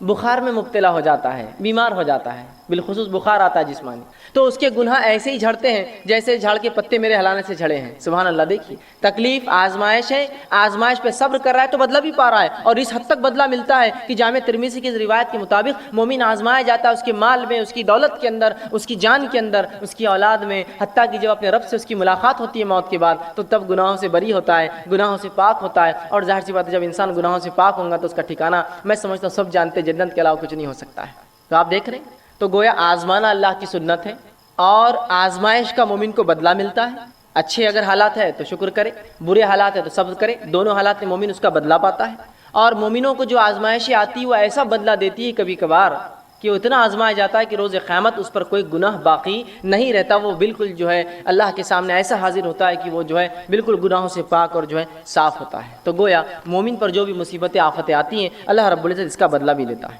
اب اللہ رب العزت کس کو آزماتا ہے یہ بات بھی اب جان لیں۔ کبھی کبھار ہوتا ہے اگر کوئی آزمائش میں مبتلا ہو جائے تو ہم کہتے ہیں ہاں بڑا بات کر رہا تھا، دین کی بڑی بات کر رہا تھا، فلاں دیکھو پھنس گئے نا، دیکھو مصیبت آئی نا۔ جب ہمارے جیسے تھے تو اچھی زندگی گزار رہے تھے، خاموخواہ ایمان کی باتیں کر رہے تھے، خاموخواہ اپنے آپ کو مسلمان بتا رہے تھے، تجارت بیٹھ گئی نا، معاملہ ختم ہو گیا نا، فلاں چیز ہو گئی، ان کی نظر لگ گئی، ان کی نظر پڑ گئی، یہ اب تم پہ نظر رکھ رہے، فلاں ہو رہا، یہ ہو رہا، وہ کتنے مسائل لوگ بیان کرتے ہیں۔ اب آئیے سنیے اللہ کس کو آزماتا ہے، تو اللہ رب العزت یاد رکھے صرف انہی کو آزماتا ہے جن سے وہ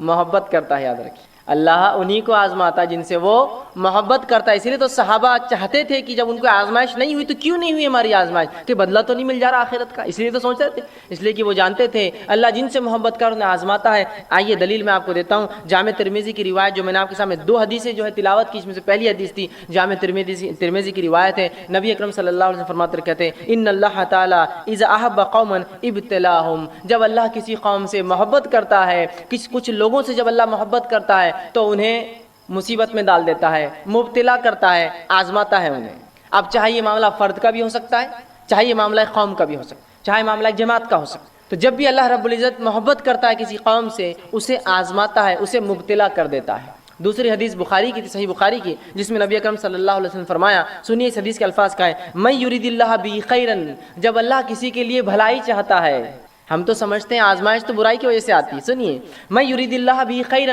جب اللہ کسی کو خیر دینا چاہتا ہے، اچھائی بخشنا چاہتا ہے، تصب من، اس کو مصیبت میں ڈال دیتا ہے۔ اس لیے کہ جب مومن مصیبت میں آتا ہے تو مصیبت کا اس کو بدلہ ملتا ہے، تو جب اللہ کسی مومن کے لیے خیر چاہتا ہے اسے مصیبت میں ڈال دیتا ہے، اور مصیبت میں مومن پڑھ کر اگر صبر کرتا ہے تو اس کا بدلہ پاتا ہے، اور اتنا بدلہ پاتا ہے صبر کے مطابق کہ آخرت میں جب رب کے پاس حاضر ہوں گا تو کوئی گناہ اس پہ باقی نہیں رہے گا۔ تو اللہ جس سے ناراض ہوتا ہے ان کو تو عذاب دیتا ہے، آزماتا، آزمائش اور عذاب الگ چیز ہوتی ہے، ان کو پہ عذاب آتا ہے، زلزلے آتے ہیں، طوفان آتے ہیں، اور پتہ نہیں کیا کیا ہوتا ہے، لیکن جب کسی قوم کو وہ محبت کرتا ہے تو ان کو مبتلا کرتا ہے، ان کو آزماتا ہے کچھ چیزوں سے۔ جیسا کہ اگر میں دعویٰ کروں میں ایمان لایا تو اللہ آزماتا پھر بیماری دے کر، کہیں بیماری میں شرک تو نہیں کرتا ہے، کہ تو دعویٰ کیا مجھ پر توحید کا، ایک اللہ کو ماننے کا، اب بیماری دو اس کو دیکھتے ہیں شرک کرتا ہے کیا، اولاد مت دو اس کو دیکھتے ہیں یہ کسی اور کے در پر تو نہیں جاتا اور جھکتا ہے، چلو آزماؤ، اب اس نے دعویٰ کیا نا ایمان کا۔ تو یہ ابتلا مبتلا، یہ آزمائش ہے، وہ عذاب ہوتا ہے جس میں لوگ ہلاک اور برباد ہو جاتے ہیں۔ تو یہاں اللہ کے رسول نے بیان کر دیا کہ نبی اکرم صلی اللہ علیہ وسلم نے بیان کر دیا کہ جن لوگوں کو اللہ محبت کرتا ہے انہی کو ابتلا کرتا ہے، انہی کو جو ہے مصیبت دیتا ہے۔ اب جو ہے اللہ رب العزت کس کو کتنا آزماتا ہے، یاد رکھیے ہر شخص کو اللہ رب العزت اتنا ہی آزماتا ہے جتنا اس کا ایمان ہوتا ہے اور جتنی اس کی طاقت ہوتی ہے، دونوں باتیں۔ جتنا ایمان میں انسان بلند ہوگا اس کی آزمائش اتنی زیادہ ہوں گی، یہ بات یاد رکھیے آپ، جتنا ایمان میں بلند ہوگا آزمائش اتنی زیادہ۔ اسی لیے انسانوں میں سب سے زیادہ جو آزمائے جاتے ہیں وہ کون ہیں؟ وہ انبیاء علیہ الصلوۃ والسلام، اس لیے کہ ان کا ایمان سب سے اونچا ہوتا ہے، آزمائش ان کی سب سے زیادہ ہوتی ہے۔ اس کے بعد ان کے اصحاب جو ان پر ایمان لایا، اس کے بعد جو ان کے طریقے پہ چلا، اور جو اس کے بعد تو اللہ رب العزت جو ہے ایمان کے مطابق ایک انسان کو آزماتا ہے، جس کے تعلق سے ابن ماجہ کی روایت ہے، سنن ابن ماجہ کی روایت ہے، نبی اکرم صلی اللہ علیہ وسلم فرماتے، دیکھیے آپ نے کتنی پیاری بات فرمائی اور کہا سب سے زیادہ جو انسانوں میں آزمائے جاتے ہیں وہ انبیاء ہے، سب سے زیادہ انسانوں میں جو آزمائے جاتے ہیں وہ انبیاء ہے، اس لیے کہ انبیاء ایمان میں سب سے زیادہ ہوتے ہیں اور ان کا ایمان صرف بلند اور بلند ہوتا ہے۔ یاد رکھیں انبیاء کی ایمان کی خصوصیت یہ صرف بلند ہوتا ہے، بڑھتا ہی رہتا ہے۔ صحابہ کی ایمان کی خصوصیت یہ کہ ایک حد تک جا کے رک جاتا ہے۔ عام لوگوں کی، ہم لوگوں کی ایمان کی خصوصیت یہ کہ چڑھتا اور کم ہوتا ہے، اترتا ہے اور چڑھتا ہے، زیادہ اور کم ہوتا رہتا ہے۔ تو فرمایا سب سے زیادہ جو لوگوں میں آزمائے جاتے ہیں وہ انبیاء ہے، وہ ہماری جماعت ہے، انبیاء کی جماعت ہے۔ اس کے بعد آپ صلی اللہ علیہ وسلم فرمایا اس کے بعد دوسرے لوگ جو آزمائے جاتے ہیں وہ ہے جو علماء حق ہوتے ہیں، جو انبیاء کے وارث ہوتے ہیں اور حق کی بات، نبیوں کی بات انسانوں تک پہنچاتے ہیں، یہ دوسرے لوگ ہیں جو سب سے زیادہ آزمائے جاتے ہیں، علماء حق۔ اور پھر آپ صلی اللہ علیہ وسلم نے آگے فرمایا اور کہا کہ ان میں سے کچھ لوگ، مطلب انبیاء اور علماء، اور پھر فرمایا پھر اس کے بعد صالحین، نیکوکار، جو صالح لوگ ہوتے ہیں، اچھے لوگ ہوتے ہیں، نیکوکار ہوتے ہیں، یہ تیسرے نمبر پہ آزمائے جاتے ہیں۔ تو پہلے نمبر پہ انبیاء، دوسرے نمبر پہ علماء حق، تیسرے پہ صالحین، اور فرمایا ان میں سے کچھ ایسے بھی تھے، انبیاء میں سے، علماء حق میں سے اور صالحین میں سے ایسے بھی تھے کہ اللہ نے اتنا کڑا آزمایا، ایسی بیماریوں میں ان کو ڈالا کہ ان کے جسم کے اندر ان بیماریوں کی وجہ سے کیڑے پڑ جاتے تھے۔ اگر آج کے دور میں کسی انسان کو میں دیکھوں جس کی جسم میں کیڑے پڑ جاتے، میں کہوں گا یہ تو بڑا بدبخت ہوگا، غلیظ ہوگا، پتہ نہیں کیا کیا ہوگا، میں یہ نہیں سوچوں گا اس کی آزمائش ہے ایمان کے مطابق، وہ آزمائش ہے اس کی۔ تو کہا کچھ ایسے تھے انبیاء اور ایسے صالحین گزرے ہیں، ایسے علماء حق گزرے ہیں جن کو اللہ نے ایسا آزمایا کہ جسم میں بیماری دے دی جس سے ان کے جسم میں کیڑے پڑ گئے۔ اور فرمایا اس کے بعد اور کچھ کو ایسے آزمایا کہ اتنی غربت دی، جسم سے پہلے آزمایا کیڑے پڑ گئے، ایسی غربت دی کہ پہننے کو ٹاٹ کے کپڑے ہوتے تھے، ٹاٹ جو سب سے بدترین، سب سے کھدڑ، سب سے موٹا کپڑا ہوتا ہے، جو کوئی پہنتا نہیں ہے، ہوتا ہے نا موٹا کپڑا، تو اتنے غریب تھے مالی اعتبار سے کہ ٹاٹ پہنا کرتے تھے، کپڑے بھی نصیب نہیں ہوتے تھے، ٹاٹ پہنا کرتے تھے۔ اور کچھ تو ایسے تھے، ان میں رسول اللہ صلی اللہ علیہ وسلم فرماتے ہیں کہ جو کچھ غریب اتنے کہ انہوں نے ٹاٹ کا کپڑا پہنتے تھے، لیکن وہ اس حالت میں انبیاء، علماء اور صالحین اس حالت میں اتنے خوش تھے جتنے تم اچھی حالت میں بھی خوش نہیں رہتے ہو۔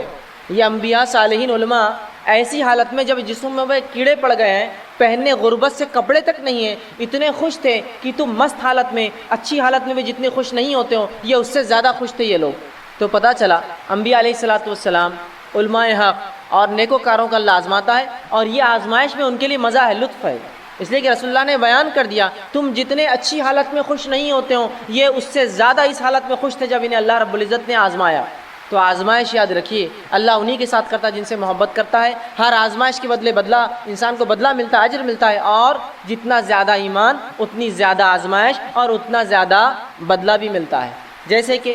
نبیوں میں جن کو اللہ نے بیماری سے آزمایا، ان میں ایوب علیہ السلام ایک بہت زبردست مثال ہے۔ نبی اکرم صلی اللہ علیہ وسلم فرماتے ہیں ایوب علیہ السلام 18 سال بیمار رہے، اس حد تک بیمار ہوئے کہ جسم سڑ چکا تھا بیماری سے، اور تمام خاندان کے افراد بھاگ گئے تھے چھوڑ کر، سوائے بیوی کے اور 2 رشتہ داروں کے جو روزانہ یا کبھی کبھار آ کر ملا کرتے تھے، باقی سب بھاگ گئے تھے چھوڑ کر۔ جب 18 سال گزر گئے تو وہ جو 2 لوگ ملنے آیا کرتے تھے ان کو شک ہوا، اور دونوں نے ایک دوسرے سے کہا کہیں ایوب نے کوئی بہت بڑا گناہ تو نہیں کیا جو اللہ اتنا اس کو آزما رہا ہے کہ 18 سال سے اس کی بیماری کو شفا نہیں ملتی ہے، وہ بیمار ہے، غربت آ گئی، اس کی اولاد مر گئی، اس کا سب کچھ لٹ گیا اور اس کا جسم تک خراب ہو گیا اور سڑ گیا، تو کہیں ایوب نے کوئی گناہ تو نہیں کیا جو اللہ اس کو اتنا آزما رہا ہے، اتنا تکلیف دے رہا ہے؟ بہرحال وہ یہ بات کرتے ہوئے آ ہی رہے تھے، رسول اللہ فرماتے کہ ایوب علیہ السلام جو ہے بیت الخلاء کے لیے گئے، ان کی بیوی ان کے ساتھ تھی، جب وہ گئے تو اللہ نے 18 سال بعد ان کی بیماری سے شفا دے دی، شفا یاب ہو گئے، نئی جسم دے دی اور جوان بنا دیا ان کو۔ جب وہ جوان ہو کر بیت الخلاء سے واپس آئے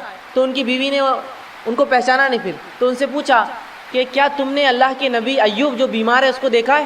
اور دیکھنے دکھانے میں ایوب بالکل تمہارے جیسا دکھتا تھا جب جوان تھا، حالانکہ وہ خود ایوب علیہ السلام تھے۔ تو دیکھیے 18 سال ایوب علیہ السلام کو اللہ رب العزت نے جسمانی بیماریوں سے، مال کی کمی سے، اولاد کی کمی سے آزمایا۔ تو اللہ جن لوگوں کو آزماتا ہے یاد رکھیے ان سے اللہ محبت کرتا ہے، اس لیے آزماتا ہے، اور جتنی آزمائش زیادہ ہوتی ہے اللہ رب العزت اتنا زیادہ انسانوں کو اس آزمائش کے بدلے میں جو ہے بدلہ دیتا ہے، اجر دیتا ہے اور ثواب پہنچاتا ہے۔ کہ اللہ رب العزت جو ہے کتنا آزماتا ہے لوگوں کو۔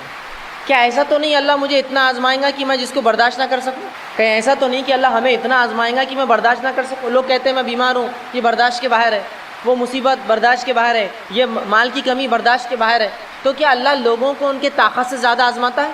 آئیے سنیے، اللہ رب العزت کبھی بھی انسانوں کو ان کی طاقت سے زیادہ نہیں آزماتا، یاد رکھیں۔ اس لیے کہ اللہ سبحانہ تعالیٰ نے قرآن کے اندر سورہ بقرہ سورہ نمبر 2 آیت نمبر 286 میں فرمایا اور کہا لا یکلف اللہ نفسا الا وسعها، اللہ کسی انسان کو اس کے طاقت سے زیادہ نہیں آزماتا، اللہ کسی نفس کو اس کے طاقت، اس کے برداشت سے زیادہ نہیں آزماتا۔ تو یہ بات طے ہے کہ اللہ سبحانہ تعالیٰ مجھے اور آپ کو ہماری طاقت سے زیادہ نہیں آزمائیں گا۔ جتنی طاقت ہے، جتنی قوت ہے ہم میں، اتنی ہی صرف ہماری آزمائش ہونے والی ہے، اس سے زیادہ یاد رکھیے میری اور آپ کی آزمائش نہیں ہوتی ہے۔ تو ایک انسان کو جس کو اللہ محبت کرتا ہے آزماتا ہے تو اس کا بدلہ دیتا ہے۔ آزمائش ان کی ہوتی ہے جن سے محبت کرتا ہے، اور اتنا ہی آزماتا ہے جتنی مجھ میں اور آپ میں آزمائش برداشت کرنے کی طاقت ہوتی ہے، اتنا ہی آزماتا ہے۔ تو اگر کوئی انسان بیمار ہے تو یہ بیماری برداشت کرنے کی طاقت تھی تبھی اللہ نے دی۔ کوئی انسان غربت میں ہے، یہ غربت برداشت کرنے کی طاقت تھی تبھی اللہ نے دی، یاد رکھیں۔ کیوں؟ تو اللہ رب العزت کسی پر ظلم نہیں کرتا، یاد رکھیے، یہ بات طے ہے۔ اب آئیے آگے ہم دیکھتے ہیں، جب ہماری آزمائش ہو، اور ایسی آزمائش جو بھی آزمائش آئے وہ ہم برداشت کر سکتے ہیں، ہم ایسی حالت میں کیا کریں؟ جب اللہ ہمیں آزما رہا ہے تو ہم ایسی حالت میں کیا کریں؟ تو سب سے پہلی چیز، جب بھی آزمائش آئے ہمیں صبر کرنا چاہیے، ہمیں صبر کرنا چاہیے، اور اللہ سے توقع رکھنی چاہیے کہ اس آزمائش کے بدلے اللہ ضرور بھی ضرور ہمیں بدلہ دیں گا، بہترین اجر دیں گا۔ جب بھی ہم پر آزمائش آئے تو ایک مومن کا کام ہے 2 کام کرے، پہلا صبر کرے اور دوسرا اللہ سے امید کرے کہ اللہ رب العزت اس آزمائش کے بدلے مجھے اور آپ کو اجر دینے والا، یاد رکھیں۔ آئیے اس کے تعلق سے سنن نسائی کی حدیث ہے، نبی اکرم صلی اللہ علیہ وسلم فرماتے ہیں کہ اللہ رب العزت نبی اکرم صلی اللہ علیہ وسلم فرماتے ہیں کہ جب اللہ کسی مومن بندے سے کوئی چہیتی چیز اس کی چھین لیتا ہے، جب اللہ کسی مومن بندے سے اس کی چہیتی چیز چھین لیتا ہے، محبت والی چیز جس کو وہ چاہتا ہے، جس کو پسند کرتا ہے، اگر اللہ رب العزت ایسی کوئی چیز چھین لیتا ہے اور اس پر وہ صبر کرتا ہے، یہ نہیں کرتا ہے کہ اللہ میرے گھر ملا تھا کیا، میری اولاد ملی تھی کیا، میں ہی ملا تھا کیا، یہ نہیں، صبر کرتا ہے کہ جو اللہ نے کرنا تھا کیا، میں صبر کرتا ہوں، اور صبر کرتا ہے اور اجر طلب کرتا ہے، اللہ مجھے اس کا بدلہ دے اس نقصان کا، تو رسول اللہ فرماتے ہیں تو اس شخص کا بدلہ سوائے جنت کے اور کچھ بھی نہیں ہوتا ہے۔ جب ایک اللہ کسی کو آزماتا ہے، اس آزمائش پہ وہ صبر کرتا ہے، اللہ سے توقع کرتا ہے اللہ اس آزمائش کا مجھے بدلہ دے، تو رسول اللہ صلی اللہ علیہ وسلم فرماتے ہیں ایسے شخص کو سوائے جنت کے اللہ کچھ نہیں دیتا۔ مطلب آزمائش میں جب آدمی صبر کرتا ہے تو اللہ اس کو جنت اس کے بدلے میں عطا کرتا ہے۔ یہ حدیث بالکل واضح ہے کہ جب اللہ کسی چہیتی چیز کو چھین کر آزماتا ہے اور انسان صبر کرتا ہے اور اللہ رب العزت سے اجر طلب کرتا ہے تو اللہ رب العزت اس کو اجر دیتا ہے، اور اللہ سبحانہ تعالیٰ کا وہ اجر جو صبر کرنے پر ہے سوا جنت کے اور کچھ بھی نہیں ہوتا ہے، یاد رکھیے۔ تو اب دیکھیے جو باتیں ہم نے اب تک دیکھی وہ یہ کہ اللہ محبت کرنے والوں کو آزماتا ہے، اتنا ہی آزماتا ہے جتنی طاقت ہو، اور جب آزماتا ہے تو میرا اور آپ کا کام ہے ہم صبر کریں اور اللہ سے امید کی توقع کریں، یاد رکھیں، بے صبرے نہ ہو، نہ شکرے نہ ہو، یہ نہ کہے کہ اللہ میرا ہی گھر ملا تھا کیا، ہم ہی ملے تھے کیا، بلکہ یوں کہے کہ اللہ تو نے آزمائش دی ہے، اب تو ہی صبر عطا کر اور اس کا اچھا مجھے بدلہ دے۔ اگر ایسا معاملہ اگر ہو جائے مومن کا تو دیکھیے اس کے لیے اچھے حالات بھی خیر ثواب کا باعث، برے حالات بھی خیر ثواب کا باعث بن جاتے ہیں۔ اب آئیے ایک بنیادی سوال، اللہ کیوں آزماتا ہے؟ اللہ کیوں آزماتا ہے؟ کسی کو آزماتا ہے، بدلہ دیتا ہے، فائدہ سب لیے آزماتا کیوں ہے؟ بنیادی چیز تو میں ایک مثال دے کر اس بات کو آگے بڑھانے کی کوشش کروں گا کہ اگر آپ مجھ پر اعتماد کرتے ہیں، بھروسہ کرتے، سمجھ لیجئے میری شخصیت پر آپ اعتماد کرتے اور بھروسہ کرتے ہیں، میں کسی دن آپ کے گھر پر آیا اور آ کر کہا کہ یہ ایک پیلی سی چیز لایا، ایک ٹکڑا ہے پیلا، اور کہا کہ یہ 1 تولے کا ہے، مجھے کچھ ضرورت ہے، آپ اس سونے کو رکھ لیجئے اور اس کے بدلے مجھے پیسہ دے دیجئے، تو کیا آپ مجھے پیسہ دے دیں گے وہ چیز رکھ کر آپ کے پاس؟ اگر آپ میں سے کچھ لوگ یہ کر سکتے ہیں تو ہاتھ اٹھائیے، میں کل آپ کے گھر آ جاؤں گا پیلا ٹکڑا لے کر، اس کے بدلے میں پیسہ لے لوں گا۔ آپ کہیں گے ٹھیک ہے آپ کی شخصیت تو بڑا اعتماد ہے، لیکن تھوڑا جانچ لیں گے کہ سونا ہے یا نہیں ہے، پرکھنا ضروری ہے نا۔ آپ کی شخصیت ٹھیک ہے، آپ پر اعتماد ہے، آپ بہت اچھے ہیں، لیکن جانچنا ضروری بھی تو ہے، جو چیز آپ دے رہے ہیں کیا وہ درست ہے، وہ صحیح ہے۔ اب آئیے ہم یہ جو بات جاننے کی کوشش کرتے ہیں کہ اللہ رب العزت جو ہے کیوں آزماتا ہے۔ تو بہرحال اس کے لیے ایک مثال دے کر اپنی بات میں سمجھانے کی کوشش کروں گا کہ اگر کوئی شخص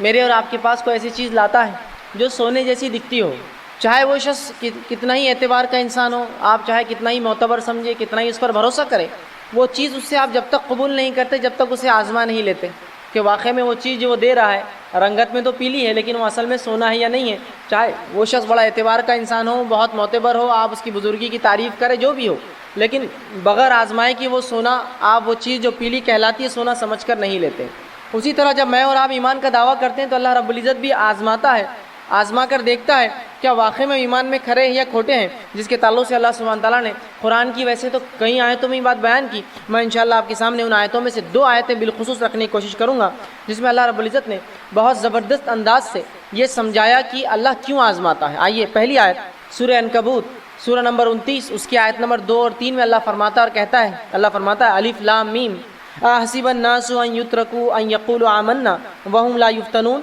وَلَقَدْ فَتَنَ الَّذِينَ مِنْ قَبْلِهِمْ فَلَيَعْلَمَنَّ اللَّهُ الَّذِينَ صَدَقُوا وَلَيَعْلَمَنَّ الَّذِينَ الْكَاذِبِينَ کہ اللہ فرماتا ہے، اور دیکھیے اس آیت میں کیا کہتا ہے، الف لام میم احسب الناس، کیا لوگ یہ گمان کرتے ہیں، کیا لوگ ایسا سوچتے ہیں، کیا یہ ان کی سوچ ہے، ان یترکوا ان یقولوا آمنا وهم لا یفتنون کہ صرف وہ یہ کہہ دیں گے کہ ہم ایمان والے ہیں تو انہیں آزمایا نہیں جائیں گا؟ کیا لوگ یہ توقع کر رہے ہیں، احسب الناس، ان کا ایسا گمان ہے، ایسا سوچ رہے ہیں کہ صرف ان کے ایمان لانے کے دعوے پہ ہم ان کو چھوڑ دیں گے بغیر آزمائے کے؟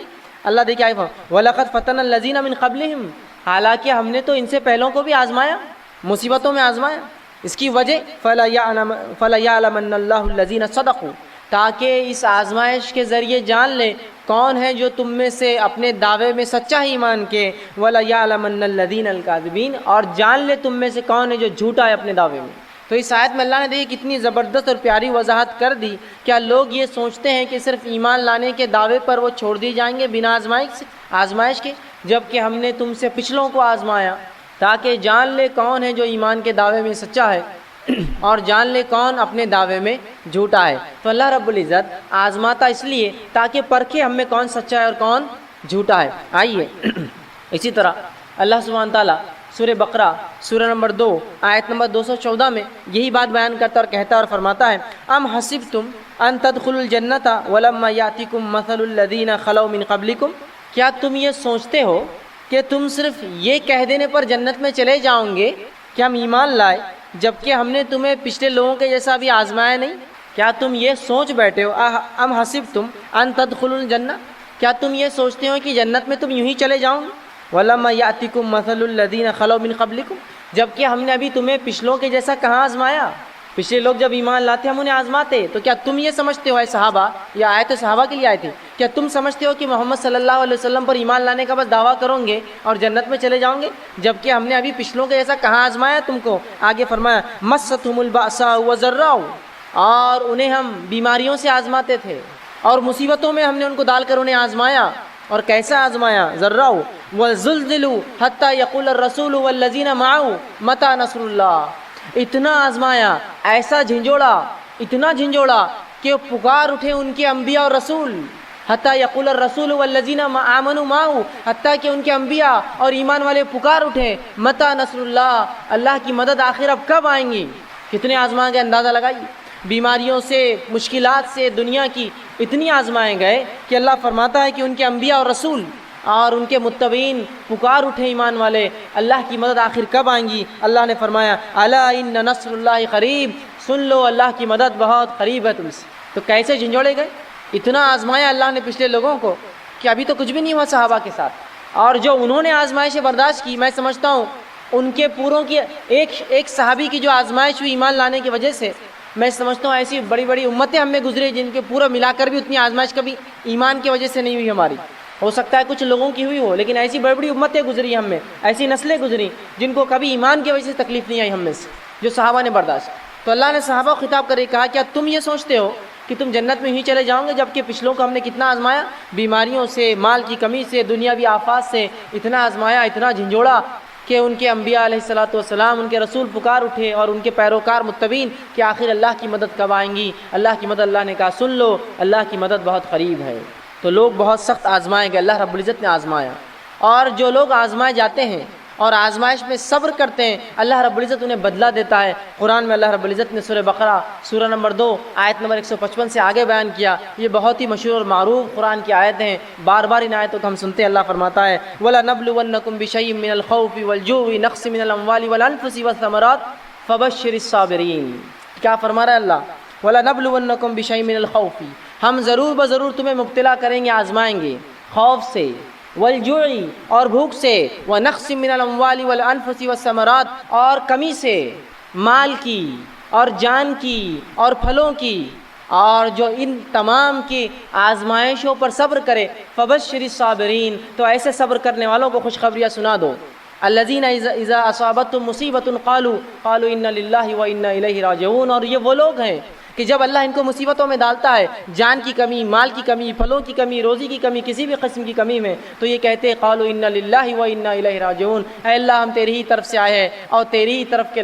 طرف لوٹ کر جانا ہے۔ اولئک علیہم صلوات من ربہم ورحمہ واولئک هم المہتدون، اور یہی وہ لوگ ہیں جن پر اللہ کی رحمتیں اور نوازشیں ہو کر رہیں گی، واولئک هم المہتدون، اور اے نبی یہی وہ لوگ ہیں جو ہدایت یافتہ ہے، جو صبر کرے ان تمام تکلیفوں پر۔ تو ان آیتوں میں اللہ رب العزت نے کتنی زبردست بات کہی کہ مومنوں کا شیوار طریقہ تو یہ ہے، آزمائش آتی ہے تو صبر کرتے ہیں، چاہے جان پر آئے، مال پر آئے، پھلوں پر آئے، روزی پر آئے، اولاد پر آئے، کسی بھی معاملے، نفس پر آئے، یہ صبر کرتے ہیں، اور جب بھی کوئی مصیبت آتی تو کیا کہتے؟ قالوا انا للہ وانا الیہ راجعون، ہم اللہ کی طرف سے آتے اسی کی طرف لوٹ کر جانا ہے۔ ایسے ہی لوگوں پر اللہ کہہ رہا ہے اولئک علیہم صلوات من ربہم ورحمہ، ایسے ہی لوگوں پر اللہ کی رحمتیں اور نوازشیں ہو کر رہیں گی، واولئک هم المہتدون، اور یاد رکھ لو یہی لوگ ہدایت یافتہ ہیں، ہدایت پر تو وہی ہے جو آزمائے گئے ہیں۔ تو یہاں بھی دیکھیے آزمائش کو کسوٹی بتایا گیا، ہدایت آزمائش کو کسوٹی بتایا گیا ایمان والوں کی، اور آزمائش کو یہ بات بتائی گئی کہ جو آزمائے جائیں گا اس کے اللہ رب العزت جو ہے